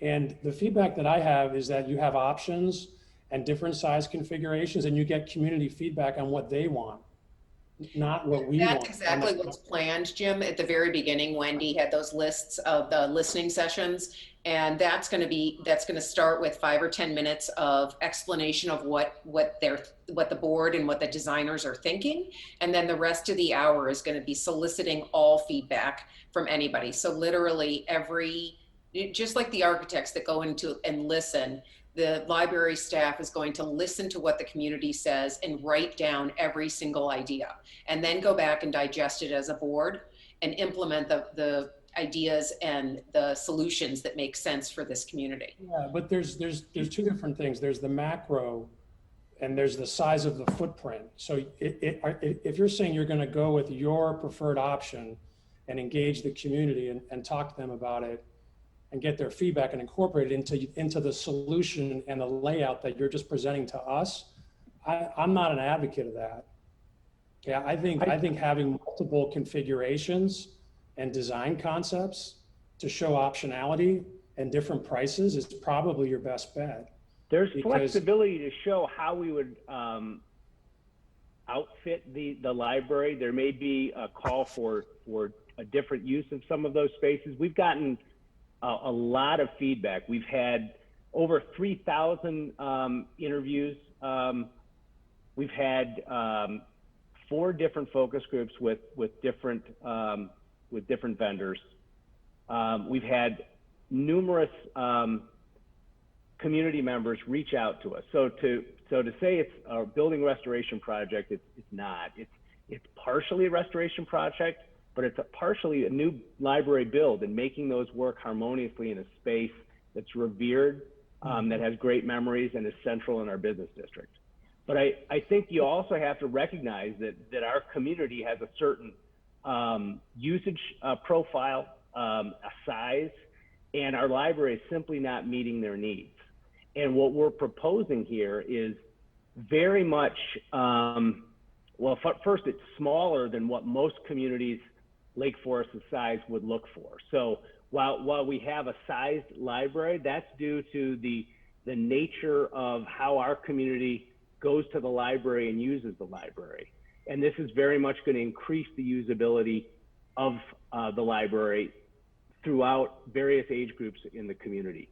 We look for more feedback, and we look for sharing the plans we have and listening to that feedback. So Jim, I'm just going to counsel you. There's nobody that has a feedback? preconceived idea. Yeah, But we definitely want to hear from our constituents. We didn't want to get out in front of City Council and have those meetings because we haven't had that meeting with you. But with that meeting tonight, we look forward to engaging Lake Foresters. Yeah, and so my feedback, and I'll ask the others to chime in. So my feedback is have multiple options and bring it to the community. Yeah, and I think that multiple size willing to configurations. look at smaller footprints. I mean, everything's on the table, nothing's been decided. And when we're listening, we'll be able to decide. I mean, it's a huge price tag. We all know that. And it just, the library to me is the central hub of all of those community enterprises. I mean, Ellowa is successful because of the library. Gorton is successful because of the library. All of those places, anytime you need to know something as a new person in this town, you go to the library to figure out where all those services are. And it just, there's so much more you can do at a library that we're not doing. And maybe it could be done in a smaller footprint. We'll find out more as we listen. If I could chime in, Jim, if I could chime in, and you know, your presentation was absolutely wonderful, and I thoroughly enjoyed it. But again, offering up some feedback from where I'm sitting, I would have to echo Alderman Preschlack's perspective. Coming to us with one vision, one direction, it's going to be particularly challenging, at least for me, also to embrace this. Yeah, it's a big price tag, and we're aware of that. But realizing that, you know, we have quite a few major capital projects on the horizon, and this cannot be the only one. We have other responsibilities throughout town, and although some may embrace that the library is a central hub for everything in town, and others may say, you know, another entity is, wherever somebody feels on that, you know, we all agree that the library is a critical component of our town, and the historic nature of it makes it an especially treasured gem. But to give us one option and one option only, I think is painting us in a corner where it's going to be difficult. I just don't see it happening. And I mean, just as an example, you talked about, you know, why don't we just restore the dome? And you didn't give me a price tag or amount of time that would be an option for, or enhancing the HVAC systems, or, you know, it's an all or nothing. It's, you know, in science, we'd call it an action potential. I mean, you're going to either hit that threshold and get the whole thing, or you're going to get nothing. And it's a little. Well, I can address that if you would like. The HVAC systems are these 1978 renovation complicated the facilities management of the library extremely, because they each had each new wing had a dedicated HVAC, and there's no brains to the there's no modern day controlling of the temperature. So in order to control temperature, when the sun comes up at 10 a.m. after a cold morning, and it's still 35 degrees outside, but that sun is beating through the windows, you have to walk around with a temperature wand to each room. And then when you get that temperature for that one room, you have to walk all the way to the basement. You have to adjust dampers to let air in. And then you have to do that in each room. And after 2 hours, you might get a temperature that's acceptable. Now, the temperature may have risen from 72 up to 85 degrees in the building at that point, but now the sun has gone out. And you have to go and do it all over again. So you have one person spending the better part of the day just changing the temperature in the library. Now, if we wanted to address those without doing any facilities changes and not doing any renovation, we could invest a lot of money, millions, you know, $1.4 million is the estimate to replace our obsolete HVAC and boilers. But all that does is put new systems into an old bad design with a leaky foundation and a dome that leaks, and you still don't get any smart controls, and those new HVAC systems don't allow you to clear and clean the air that are needed in a COVID environment. So we don't get the high efficiency units that we would need, and we don't get the controls across the big building. And so there's a lot of technology and a lot of analysis that's gone into this. In terms of the dome, the initial estimate for a good repair, not good, better, best, the lowest price tag was about $750,000.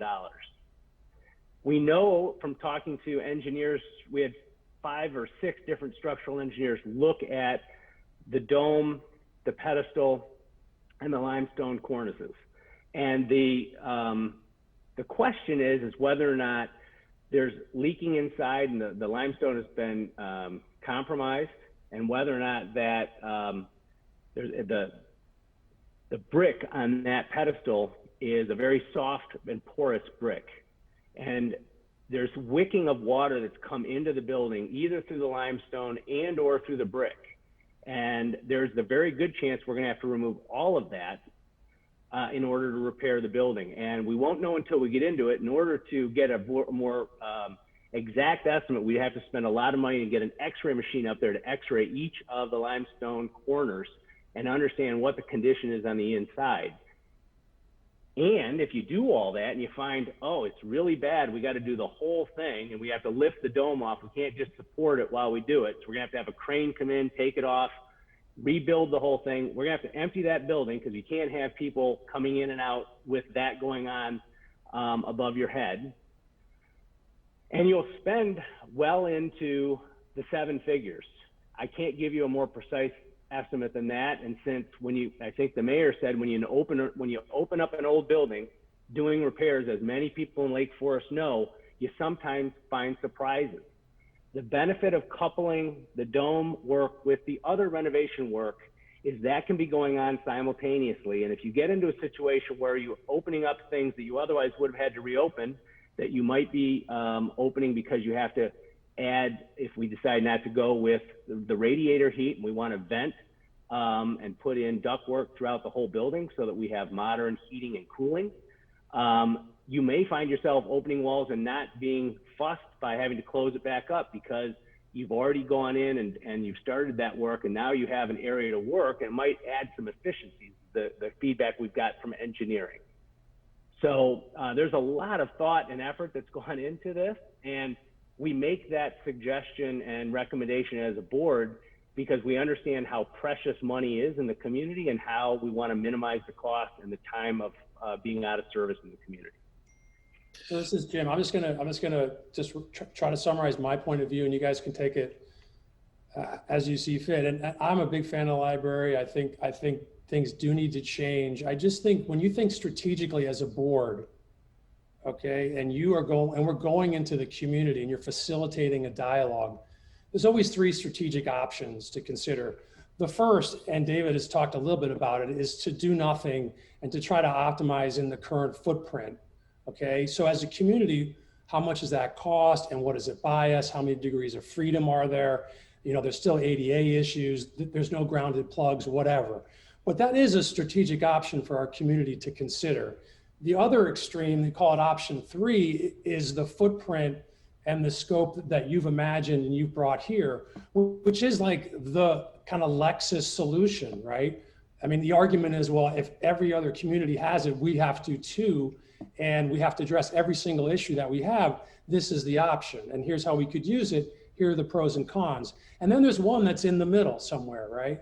That's maybe right-sized around budget and strategic fit with other components of community assets that we have, like Gorton, et cetera.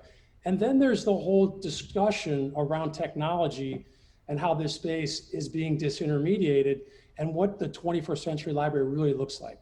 And so I just beg you to bring those 3 strategic options and have a thoughtful conversation, pros and cons, with our community on a broad basis so we can get endorsement to try to think about what is the best option for our city, because it is a community library. I'm not comfortable with the library board signing off on something and then having 8 of us sign off and then we commit to spending $24 million. We have to go through this thoughtful process. It'll be a better product. It's going to be better buy-in in the community. You're going to be able to raise more money. And I promise I'll stop talking now. Wendy, can I suggest that we have Ed pull up that comparison slide? Didn't we do a slide in the that we put in the appendix that was what you get with the restoration versus what you get with the addition? That can start to frame what Jim was talking about with a plan A and a plan C. I can't hear you because you're on mute, but Ed, can you flip to that slide? I do recall when we put that together. Hopefully it's in the appendix. Yeah, so basically, before it even gets up here, I'll tell you, it just delineates the 2, what you can do in the options. And there are a lot of things you can do with a renovation to essentially work with what you have, as you were pointing out, Jim. And I don't want you to think that the board hasn't done that. And I don't want to take any credit for it, because I certainly haven't done this work. I came in at the last hour here and thought that the idea of taking the children's library out of the basement was stellar. And I don't know why we wouldn't take the children's library out of the basement. But when you start to cut money out of the project, like $4 and $10 million out of the project, you start to not be able to remove that. Children's library. Keep going down, Ed. Is it not? It's one of those comparison slides. No, keep going. Keep going. Is there another one, or is that it? I feel like we, oh gosh, we've done so many slides. So I apologize, we don't have that ready, but I can speak to it a little bit, and then maybe David and Wendy can speak to it. You can fix things, and that restoration number that was like 9.5, you can fix grounding wires, you can put some new HVAC in, you can do some of that work, but you wouldn't be removing the wings on either side, so you wouldn't be resolving sort of the facade and restoration of the actual building. You would still have the reading room function as a hallway. There are a number, and you wouldn't get the children's library out of the basement. So, and you wouldn't add to the technology or get the ADA elevator. I think the ADA elevator is fairly expensive to get that space. All of those services, just to build on what Diana is saying, are in the north wing. And the north wing is built as a 1.5-story addition with a mezzanine area that has the bookshelves serve as structural points of support for the building, and those levels are not accessible because of they're not ADA compliant. We can't adjust anything because of the way it was constructed. That's the current north wing. That we would literally have to spend almost as much money renovating these additions from 1978 to make them compliant as tearing them down and building from new. And we would still have a leaking foundation given the way the east and west wing were put in, putting pressure and water on the existing foundation. And we can't have a library that doesn't have a functional elevator, an elevator that accommodates a wheelchair with a caregiver that might be pushing it. We have to be able to come out of that elevator and go left or right in a hallway that will support that. And then if, God forbid, that person in a wheelchair has to use a restroom, we need to have a restroom that they can use, and we don't have one in the building. And that's those restrooms are in the existing building just behind the circulation desk in the rotunda. We were really hard pressed, Jim, to give you a good, better, best with this, because once we address the areas of 1978 and strip it down to the original Edwin Hill Clark building, which I showed you, that footprint of 14,000 square feet, there's not a lot of program space we can use, but we're using all of it. What we're adding behind that is the flexible space that you would want in a modern library that gives you the elevator, the ability to bring the children's library up, gives you modern restrooms, and gives you flexible meeting space and technology. Not cannibalizing Gorton, not impacting anyone else in the city, mind you. It's just literally delivering what the library does on a daily basis. And so the cost benefit, I wish there was more light between the options, but it just doesn't make financial sense to give you a $20 million option. Let's say we cut $4 million out of it, that gives you no more space than you have today, because that's really kind of what you're looking at. You're spending $20 million to be no bigger or better than you are. And what do? You get ADA issues, and you get a restored front yard. I don't think this community, I don't think you are going to vote for that and support that. So we didn't bring that option to you. Alderman Weber. Thank you. First, want to thank all of you for presenting this evening. Since I've come on board, it's almost been a year now as an alderman. I feel like the library has been one of the topics I've heard most about. And I use the library, and I've been writing a whole bunch of notes down, so I'm going to try to be quick so that my fellow aldermen can also speak. But as a professional in the community, I've had the opportunity to host programs in almost all of the city facilities. So whether it's the library, doing holiday tablescapes, recognized with a collection of books that we reference that people could check out, whether it's at Gorton, whether it's at Dickinson Hall, whether it's at Eloa. And I do feel that each of these different groups, foundations, organizations have a following.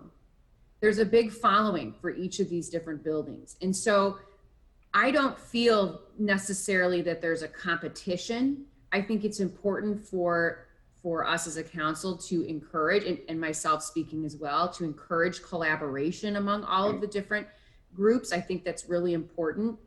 I think that only benefits the community as a whole and shares all of the resources that we have. I also have little kids, and one of the special things about being a new mom was, hey, I can bring my kids down to the library, to the children's library where I grew up going. And there's nothing worse than trying to drag your child down those stairs with your diaper bag and everything else because you don't want to leave it in the hallway with your stroller and try and get down there. And then when your 2-year-old takes off running, you almost can't find him. And thank God for all the staff down there to help you kind of corral them in among the other kids. So I think there's a lot of benefit to talking about bringing that children's library up to an area that is better designed, a more 21st century. Now, I've heard a lot of comments from residents through email and seeing on Facebook and other places about the design. I'm not sure we're here to comment on, for me, I don't necessarily feel like I need to comment on the design. I think that is an aspect that will go through our processes, through Building Review Board, through historic preservation. I think that the concept of bringing the library to a 21st century library is excellent. I think the restoration and really renovation plan is necessary. I have a home that was built, they did additions. I have 3 air conditioners and 3 furnaces. My home is not that big. There are lots of challenges there with aging systems, and nobody said that renovating a historic and very special building is cheap. It takes a lot of work, takes a lot of effort, and as was referenced, the mayor said, once you open something up, there's usually surprises that add up, and I think that that's true and needs to be taken into consideration. I strongly endorse the project for reaching out to more community members. I think there are a lot on this call tonight. I think it was wonderful that our app sent out a push notice. So hopefully people are following and jumped on the call tonight to be well informed. And I think it's wonderful for residents to be communicating and engaging in this process. That's what we want. We want people to be heard, and we want there to be collaborative deliberations and discussions. So in all, I think that there's a lot of good out of this project. I think finances is always a challenging part, whatever project it is. And I think that people should consider donating to the foundation that's set up for this private-public venture. It certainly avoids any sort of double taxation. If you just give $2,000 off the bat, that's essentially what an average home will be spending over the next 20 years. Thank you. I'd like to make one comment, piggybacking on something that Alderman Weber said, because I've seen a lot of the comments and I get more emails than anybody, I assure you. I had no idea when I took this job how many emails I was going to get from people that I never heard of before, even though I've been on the city council for years. There is a presumption out there that somehow there is preordained architectural design here. All I know of what I've seen is a box, and it's in a location on the back of the building.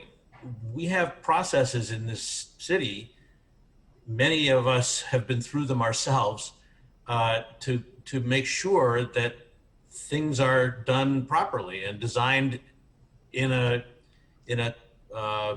sensitive way. And the presumption that I'm hearing is that this is a done thing and it's all designed and it's a box and it's modern and I sure haven't seen anything like that. So, and if it's insensitive somehow, going through the board and commission review process will ensure that that it's well architected. And so I think people are really jumping the gun on that. I'm not sure how that got that way, but I wanted to Mr. make Mayor, that statement. If I could just to clarify for anyone that has the idea that there's a design that's been finalized, the project timeline called for preliminary design work. HGA presented preliminary design work, couple rounds of it to give us a range of options to understand what's possible. Some of those, were kind of out there. They were testing the boundaries, and some of them met unanimous rejection from the board. It's like, whoa, that's way too far out there for us. We don't think that's in keeping with what the Lake Forest community would want or what our historical preservation district would support. We have completed that preliminary design work, and we do not have a lead design. We have an idea of some directions, but in keeping with our project timeline, we would be getting ahead of ourselves if we spent money against that before we have support from the city and support from our patrons, and we have not proceeded. So there is no finalized or lead design work that exists. We have an understanding of what our site can do, and we have a very strong understanding of what our needs are and what our space needs are, and that's what our architects needed to go and deliver us a design that would obviously flow through commissions and the review processes that the city has set up. Thank you. Alderman Morris. Sure, thanks. I recognize all of the hard work that everyone has done. It's been a long process, so I certainly appreciate that. The one thing I'm concerned about is there's an important component that's missing from my standpoint, being the finance chairman, is we know how much this will cost in capital, but I'd like to see the board come back with a detailed operating budget. When you talk about this, I'd like to see what the detailed staffing plan would be out into several years into the future, what the personnel benefit costs would be, the pension costs, the maintenance costs, and do that in a projection so that we can see what that cost is. Right now you're at $4.3 million in operating costs. What will that be in this new configuration? And what will be the property tax levy that will have to go along with that? So that would be very helpful. And then circling back to Mrs. Tolado about the programming, given that staffing, how does that look in a programmatic standpoint so that we can be sure we're not cannibalizing, as you mentioned, Corton or the History Center, because we certainly don't want to create a competitive community center in doing this. So I'd like to see more programmatic information tied back to a detailed operating budget that we can use to project out into 2024, 2025, and what the potential impact on the property tax levy will be. So. Yeah, and again, to David's point, I think that those are further on down the line. The library board has not gone ahead and spent additional funding to get final designs, because that process would begin once the city council. I've struggled since I joined this process that there's a little chicken and egg here. We need city council endorsement / approval, but you can't approve anything until you can see something. So the architects don't want to spend the money, and the board doesn't want to go ahead and move forward with soliciting more community input and creating more designs and spending more money on design work unless they have the endorsement of the city council to say, in general, pending all the normal approving processes that the city has set up, pending community input, pending all of the normal planning processes. And again, Alderman Morris, to your point, pending approval of, future budgets.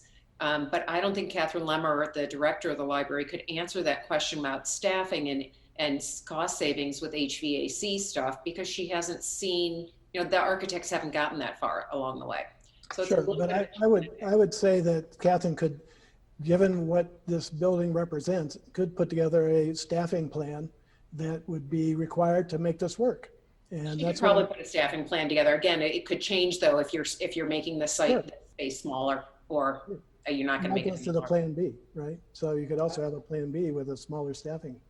But yes, I think it would be really helpful too, David, if you shared the preliminary design concepts. And I like what you said about kind of better, best. But I think sharing the different options and the constraints that you face to arrive on this box, is really important, for us to be grounded in. And all I'm suggesting is to share that story and those options in the community dialogue that you have, because it's really hard to say on one footprint, one scope of cost option that I'm good compared, but then you have to walk through all these different hurdles that Diana mentioned.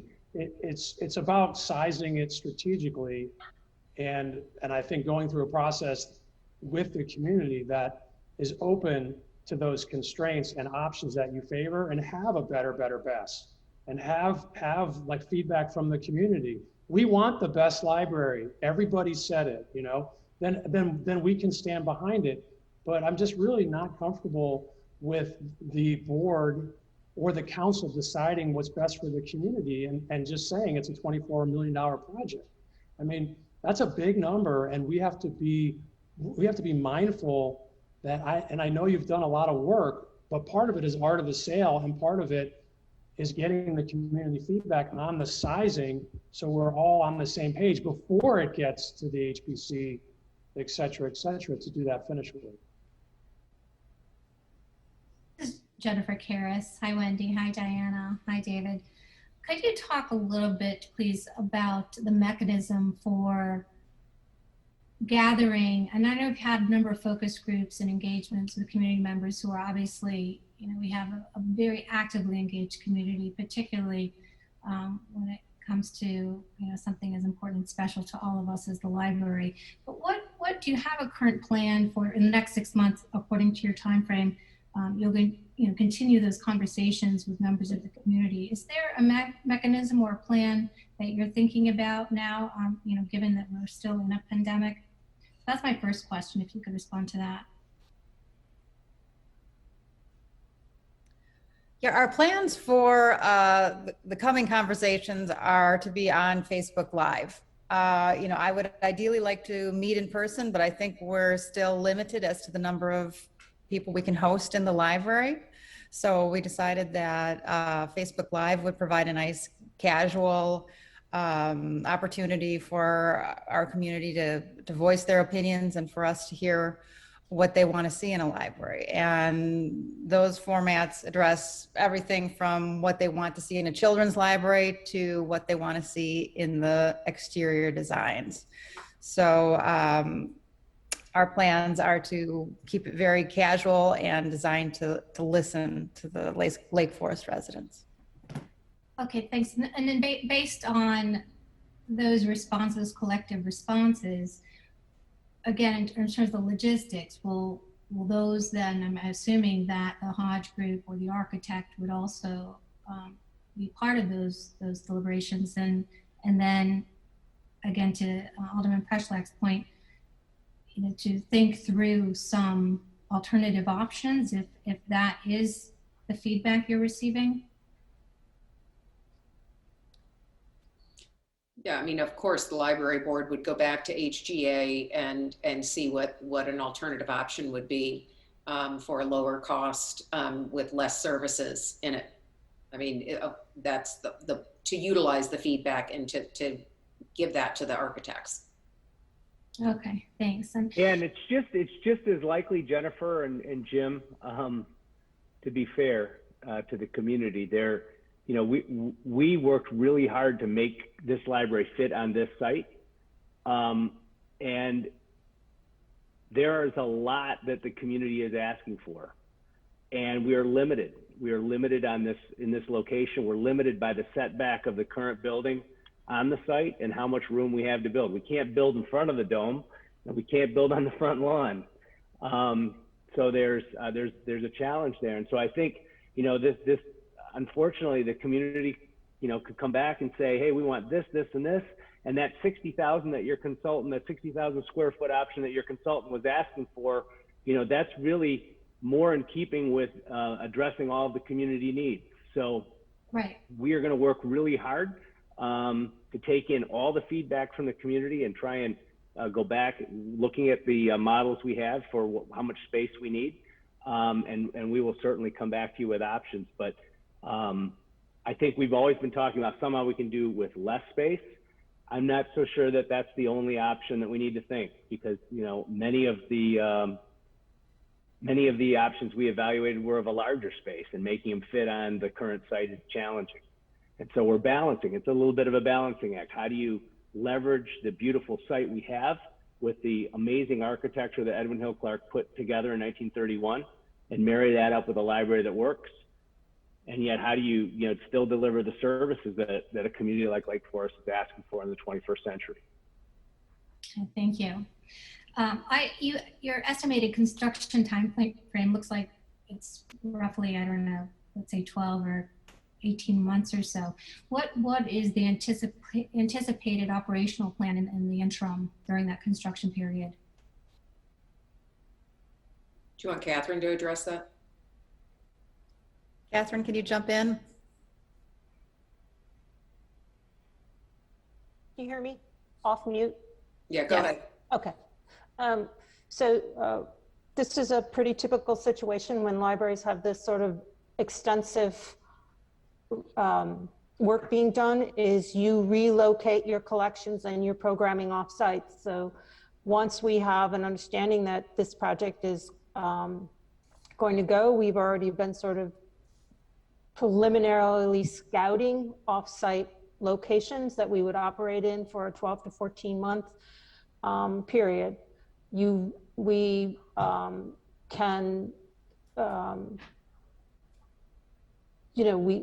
take some shelving, some stuff goes in the storage, but overall you run a library where you can find the space in the community to do that. There's a number of library directors that I've had consultations with, from Crystal Lake to Deerfield, who've all done this. Okay, thank you. I have one last question for Diana. I know we are surrounded by enormously generous residents. So with respect to the raising about $10 million in private gifts, what's sort of your sense today, of the likelihood of getting that type of investment or gifts from benefactors in the community? Well, I can announce that we already have almost $1.4 million.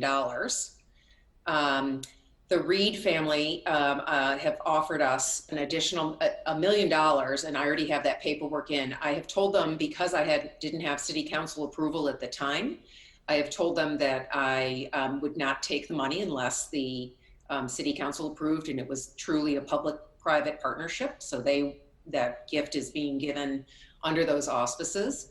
Additionally, the Friends Group, which you might be aware of, is a charitable organization that supposedly, well, I guess their library book sale, they have a certain amount of funds that they have not given to the library yet. Catherine, am I allowed to say how much? Not at this time. Okay. So they have some funding also. They're expecting a presentation from my foundation board. So I will be able to present to them and ask them for a donation. And then we have a list. Our foundation has worked together to create a list. And despite the fact that we don't have city council approval, we have been working behind the scenes and have not asked anyone other than the Reed family for gifts. And I am hesitant to go out and ask for gifts until we get this resolved. I really can't go out and ask people for money if I don't have the endorsement of the city council. But I do expect that this is a very philanthropic community. People do love the library. Friends Group have offered to do some fundraisers later on. The Hodge Group has given me a good idea that we could sell those yard signs for $100 when we get down to the large outreach. And I can imagine 2 or 3 years into the project having, the Friends Group selling yard signs for $100 and raising, a pretty significant amount of money just by selling yard signs. So everything from the big asks down to the smaller asks are in our works. Great. I have no doubt. I have complete faith. Thank you. Thank you very much. Other questions or comments from the council? Alderman Rummel. You're on mute. Hear you. First of all, thank you again for your presentations and for serving on this board. You can tell the amount of work that's gone into this from all of you, and thank you. And I'm going to age myself again, which I find I do quite frequently with this body. I do remember the pre-1978 library. And I even remember those sort of glass stairs that used to, I don't know if you're aware of it, there used to be glass stairs that went up that you could sort of see through. They were illuminated, and it was rather charming, I always thought. Equally charming was being able to walk up that front walk to the main entrance of the library. So my heart sings when you talk about restoring it to its pre-1978 structure. And I remember those courtyards too, and they are magical. And then I take myself a little further in my journey to traipsing kids down those library stairs and hoping we didn't fall. You know, they're really to the point of being treacherous, and it gets hot down there, and you've got kids in snowsuits or winter clothes, and you're right, Alderman Weber, you can't see them in those stacks. So I too am, and you don't put kids in a basement with no natural light to me. That's just not where I want to see children. It doesn't, you want them to love books, you want them to love the library. It needs to be an inviting space. I mean, to me, that's one of the, in this day and age, I think one of the most important functions of a contemporary library is giving children a love of learning and a love of books. And if we, and I'm sure we can do that in this design and in this library. As we all know, form follows function. So I want to be sure that in this process, we've sort of prioritized what the real needs are and what the community is asking us for. You know, I haven't, and I'm, you know, I'm not in a position to hear this, but I haven't heard, perhaps you have, that we, you know, need a new state-of-the-art tech center. I haven't heard that we need a new teen center, for example. So as you've been hearing from other aldermen, as you're indicating you have in your plans, is to go back to the community and say, what do you want in this building? What do you want in this library? And I think that's very important. And I would, you know, kind of almost take a poll and prioritize some of these things when you go out into the community. What are you hearing the most that is really lacking in this library and that's not served by other organizations within our community? David, when you were speaking, you know, I was struck by, so people, isn't that what we want? We want people to call the library, and we want you to say, go to Croya for that, or go to Gorton for that, or go to the senior center for that. That's what we want. So we don't want to duplicate those services. So, you know, I think you have to go back and say, are there programs that aren't being fulfilled by some of these other organizations? Look at what their enrollment is in some of these programs. Are they over booked and we need more of a certain thing? So those are some, and I think that kind of goes to Alderman Preschlack's points too, of, you know, let's let the community really have some input in here as to what this building really needs to be. And then I hope that when we do renovate this library, I still want that main core to have a meaningful function. So I hope you're not, I would like to still see the central circulation desk right there in the front entrance. I hope. Absolutely. Yeah, no, not all of that's going to be restored space. Please don't misinterpret anything we've said tonight. We're not changing any of the use, the original intended use. In fact, we're enhancing and going back to the original intended use, and going back to, as you pointed out, the walk and restoring the walk. So the circulation desk will remain there. It will be staffed. That's where I mentioned that it would have, full service. Even if we do have a self-checkout in the rear addition, the circulation desk will still be there for one-on-one service. Yes. Thank you for that. So I just think, what are the priorities? And I think the priorities are, we have to do the restoration work. We have to upgrade the HVAC. We have to make it ADA accessible. So, I think creating a real priority list that says, what do we really have to do? And I think those two things those have to be done, no matter what.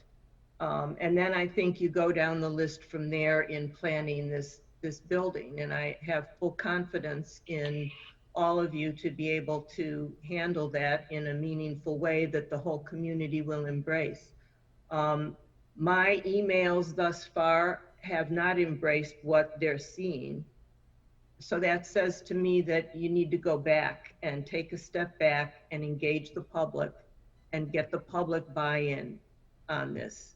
Now, I'm not, at the forefront of this like all of you are, so you may be seeing things and getting responses that I'm not getting, but I'm not getting positive responses about the plan that people have seen thus far. I'm just being honest with you. And so that has to speak to you in some way. A lot of people are very concerned about this contemporary design. You need to hear that.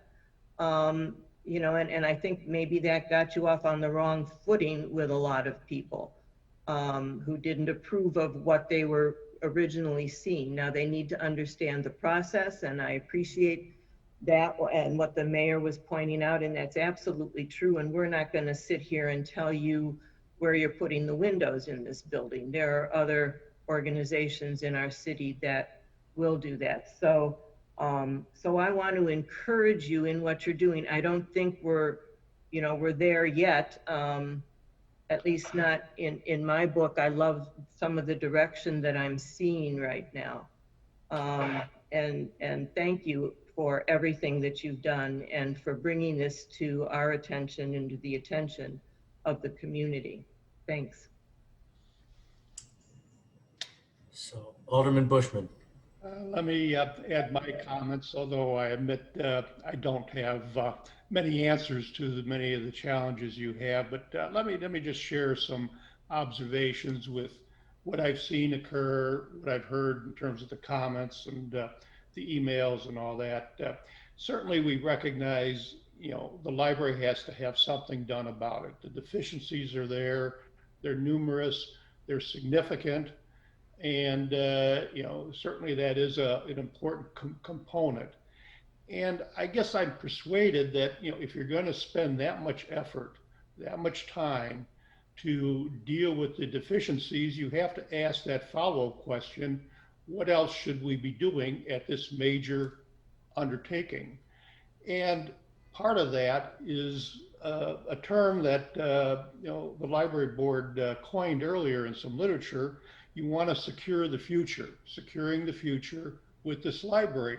And maybe that's one observation. I didn't hear too much from my fellow council members, but to me that is important. And again, I don't have the answer as to what is the library of the future. The Chicago Tribune a year ago had a good article on that, and I'm sure your experts have talked to you about that. And I'll plead ignorance because I have a hard time knowing what I'm going to be doing tomorrow, but you got to look at that future, and you've got to build that into the design and the plan. I think it'd be a mistake just to do repairs and not look for a library of the future. Now, reaching out to the public, yes, that's important for a lot of different reasons. One, to get good input. Two, to get buy-in, to get support. And you do need that, and whether it's through fundraising or through the community support that we have, you want to have the collaboration with the other organizations and not have the overlap. I agree with all that, but there needs to be a recognition that everyone's not going to be pleased. There's going to be something about it, whether it's the design, the size of the media room. I may say it should be a bigger media room, someone else smaller. You're going to have different input, and it's going to be a difficult balancing act. But what I would encourage everyone to think about, what is going to make it the best library, recognizing cost. Cost is a feasibility issue here. And I'm sure everyone's going to be looking hard and fast at what the costs are and whether there are savings. But if you're talking about savings, what are you sacrificing? And I think we need to be careful here. If we have a quality product, I think it goes to it being very helpful in the fundraising aspect, which is a win-win for everybody. Thank you. May I- go ahead. May I Sorry. just add one other point is, as you consider this, I'm going to put on my chairman of the Environmental Sustainability Committee hat and hope that you will consider some sustainable options in terms maybe of HVAC, for example. Consider the possibility of solar, consider the possibility of geothermal. And I'll remind you that Ragdale, when it was renovated, did go to geothermal heat. And so that might, I hope you keep that in the back of your minds as you're talking, as you're getting further down in this process and actually designing this building, that you make it as sustainable, environmentally sustainable as possible. So I just wanted to add that. Thank you. Thank you again. Alderman Weber? Thank you, Mayor. Many of us commented about the residents who have sent emails to the many different council members. I'm wondering if it would be helpful if the library board sent us their proposed community outreach timeline or lists or dates and meetings or Facebook Lives. And I'd like to share that with those people who have reached out, because I think those are the ones who most definitely need to be involved in this process. So if you wouldn't mind doing that, it would be great. We'll absolutely pass that along to you and all of the aldermen. Yeah, I was going to try to summarize here and kind of bring this to a conclusion. I've been a listener here as much as anything. I guess what I'm hearing is obviously a desperate need to repair the dysfunctional aspects, replace, whatever the dysfunctional aspects. I do think that there's some parts of the building that aren't going to lend themselves well to that, which is, I think, part of what, you can repair them, but you're not going to make the staircase ADA accessible. There's going to have to be, seems to me, there's going to have to be some sort of an addition on the building. But I think that the key thing I keep hearing from all the aldermen tonight is we really want to get a good look at the public input process. And so, to Alderman Weber's point, the timeline for the various, focus groups or community input sessions, this is a big community-wide, high visibility project, and it's going to require a very open, very obvious process of getting community input. And frankly, I don't think if that has happened, it hasn't been made clear to us yet. And it sounds like there's a plan to do more of it, which is great. And make sure that, and as Alderman Bushman said, not everybody's going to be happy with every aspect of it, but we need to make sure that we're delivering if for the city council to, kind of get behind this financially in a significant way, we're going to have to be very confident that this is going to lead to a dramatically superior outcome to what we have today. And I think there's a little work to do there. I don't think it necessarily has to take a long time, but I think there's some steps that need to be gone through. And I think there was another allusion to a need for a better connection between the actual programming and the actual floor plan of, that maybe that's a step down the road, but I think that's a very important step to see, the community is asking clearly for a media lab. to be a media center. To be a capable media center, it has to have these functions. These functions take this amount of square footage. We're going to put it here. I mean, eventually we have to get to that. I'm not suggesting that we wouldn't be able to reach a decision before then, but I think there's got to be some more groundwork laid here. Unfortunately, I know you've spent a lot of time on this, but I think it may need to take a step backward before we take 2 steps forward.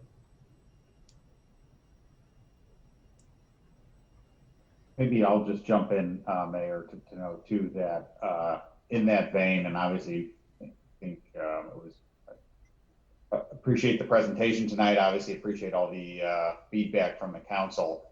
Maybe the library can engage in their community listening sessions. We're certainly happy to help promote those and get the word out. But maybe city staff can work with the library board and library staff to schedule an update or a follow-up to the council as a result of those listening sessions. I don't know if 60 days is doable, too aggressive, but certainly we can do that and provide the opportunity for the library board to come back, report to all of you, sort of what they learned, the input they received, some of the other questions that I had heard about perhaps, modeling out some operating budgets, maybe fleshing out a little more the financing that can all be prepared as well. But, if that pleases the council and makes sense to the library board, we can work with the library staff to coordinate the timing on all of that.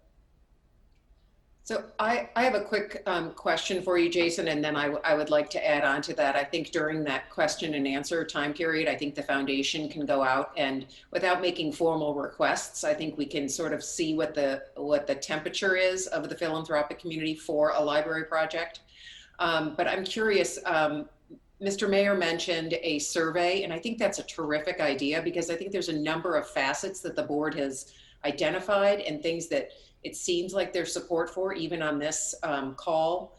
Would the city, who would be able to facilitate a survey and would the city be able to do that and send it out to your community members? Or is that something the board should do? I think obviously in terms of, developing the construct of the survey and putting the questions together, we would look, to the library to develop that. Of course.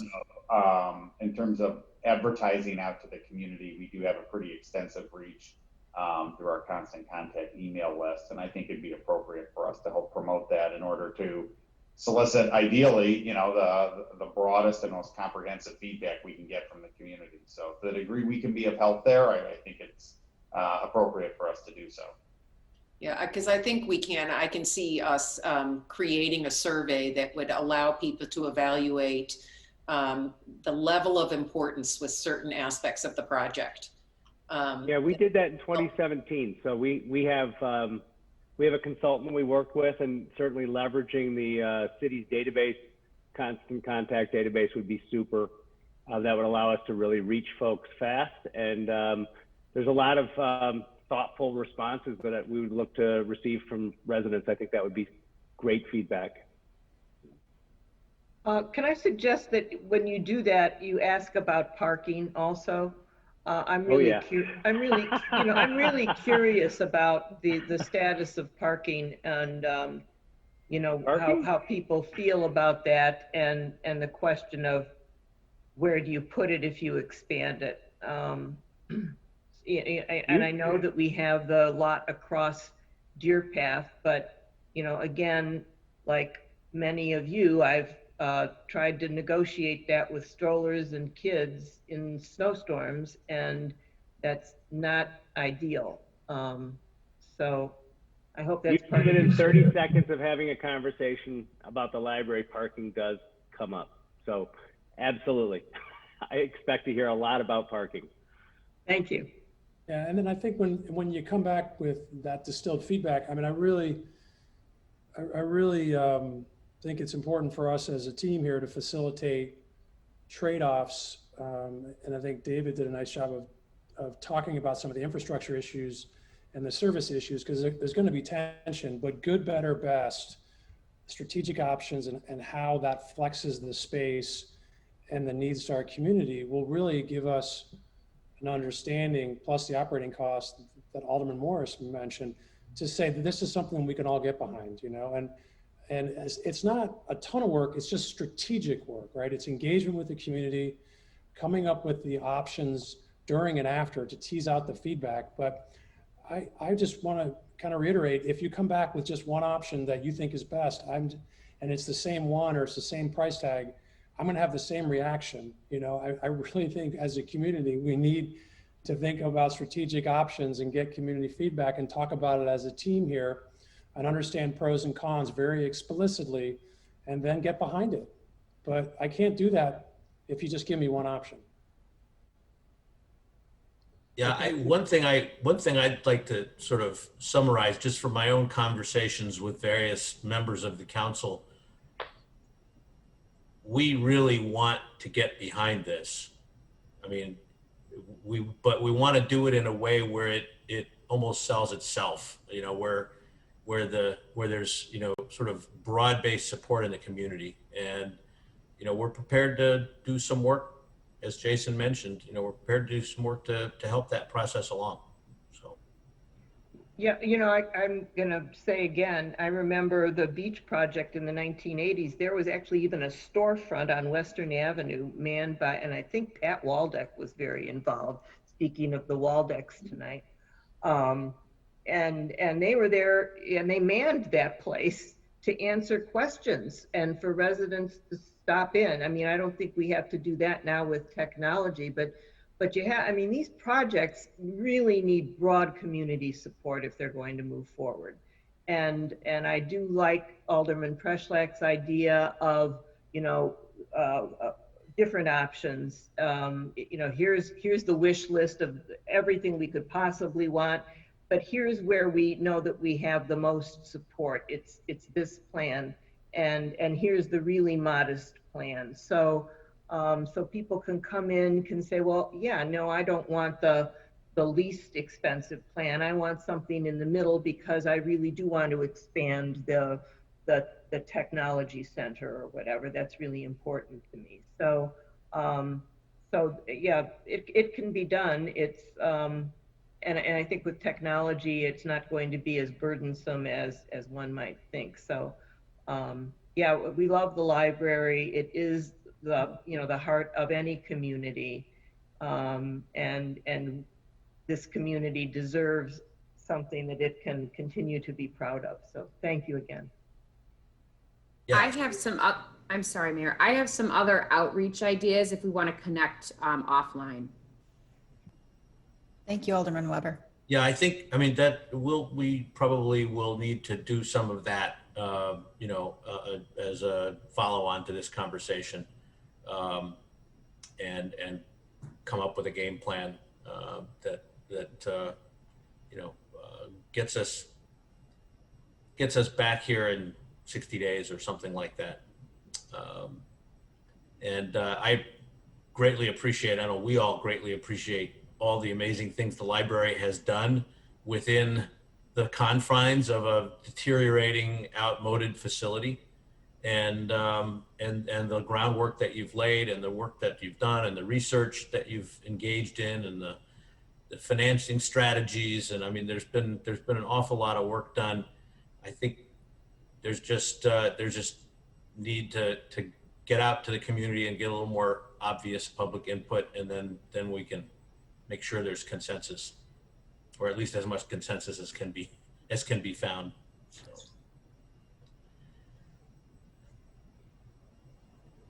So thank you for the excellent presentation, and we will schedule follow-on discussions. Thank you all. Thank you. Thank you. Thank you very much. Okay.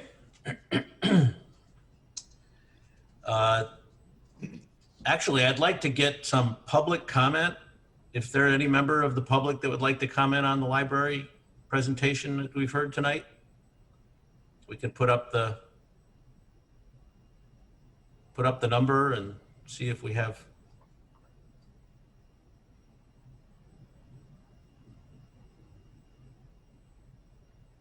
Mr. Mayor, we have no phone calls at this time. Okay, thank you, Susan. Mr. Mayor, we have two hand raised. The first is Rami Lopat. Okay, and ground rules, 3 minutes. Thank you, Mr. Mayor. My name is Rami Lopat, and you usually know me as pretty calm and collected when I testify in front of you, but boy, tonight really pretty much set me off. You know, I'm glad you didn't endorse this project tonight. I'm surprised that the library came in front of you to ask you to do that. It makes me mad because I feel like an endorsement would be interpreted by the public as the city council liking the design of the exterior of the library. Mr. Rose, I was listening to you quite carefully, Trustee Rose, and I wrote down tonight that you said that your architect did some preliminary design work. Some of the designs tested the boundaries and were rejected, but you don't have the library does not have a lead design. I'm sorry, but in August 2021, and I quote, Trustee Rose made a motion seconded by Trustee Lemke to recommend design option B called Conversation Across Time Design. That was passed by the library board with an abstention from one trustee, Joanne Desmond. So there is a lead design, and it was chosen so that you could go to donors. And I do believe that the architect was even paid to get those drawings together for packets for donors. Now, let's say that there's an elephant in this room. There is no one, I can't imagine anyone in this entire community not looking to the city council that you would just to say that the library is in dire need of updating. Who could argue with that? But the elephant in the room has been the design that was agreed to by the library board last August.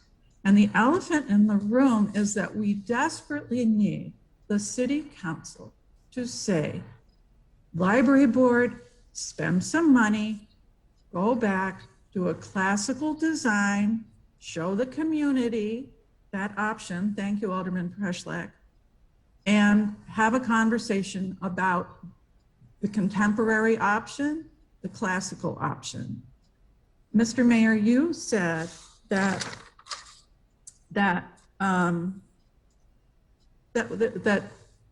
you've heard that there's a done deal here. Well, it's been since last August, and we've had no public input whatsoever and no change on this design. So I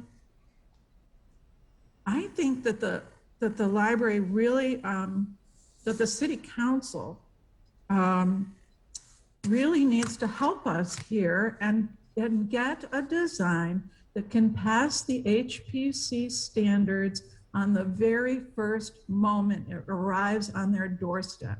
There should be absolutely no question that it meets all the standards that we would expect of any other historic building in our beloved town. That's all my testimony. I hope you'll break the impasse. We've waited a long time. Thank you very, very much. Thank you. We had another commentator. We do. Our next hand raise is Emily Watts. I'll bring her in.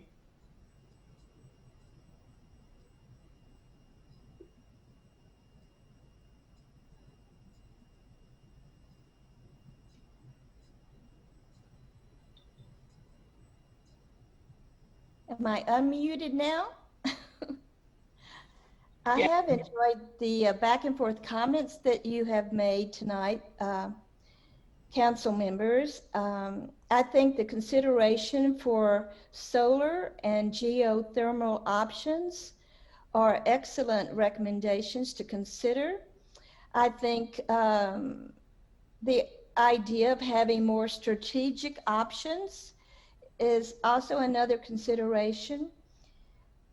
However, I have to tell you that the contemporary design will not be well received by the vast majority of people in this community. At the beginning of the presentation, the slides of the beautiful entryway, the lobby area, and then it went quickly to that contemporary design. It was like, oh my gosh, no, this is not going to work. I agree too that there should be details of the operating budget and staffing budget.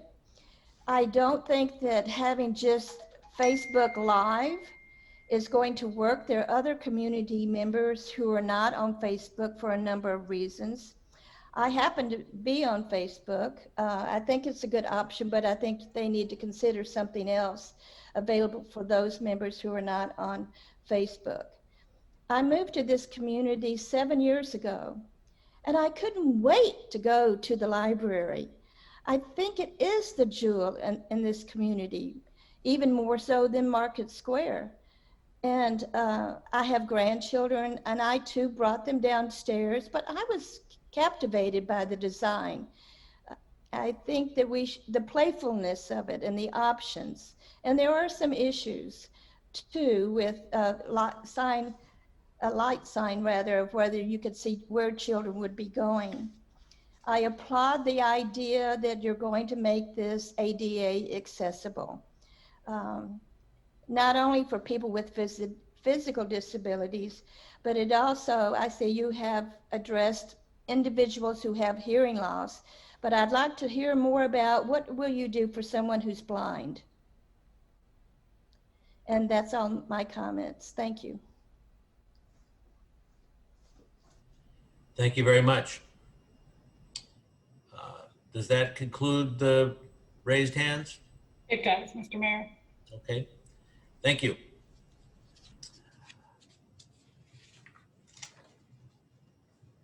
Okay, well, the next item on the agenda, that actually concludes our public session for tonight. I'm going to ask for a motion to adjourn into executive session. And then when we're done with our executive session, we will not have any more substantive conversations in public. We'll just we'll come out of executive session and then just adjourn the meeting. So moved. Seconded. Just make sure that we have the motion is to go into executive session pursuant to 5 ILCS 122C5 for the discussion of the purchase or lease of real property, and 2C6 for the purpose of discussing the disposition of property and the consideration for the sale or lease of property owned by the public body. thank you. So should we restate the vote, or should You can just say it so moved. If so- Perfect. Okay. And then we need a roll call vote to go into executive session? Yes.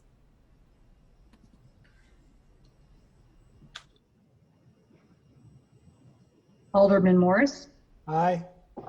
Alderman Karas, Aye. Alderman Rummel, Aye. Alderman Preschlack, Aye. Alderman Gashgarian, Aye. Alderman Bushman, Aye. Alderman Weber, Aye. 7 yeas, 0 nays, motion carries. Okay. I think first thing I'm going to do during the executive session is suggest that we take a 5-minute break.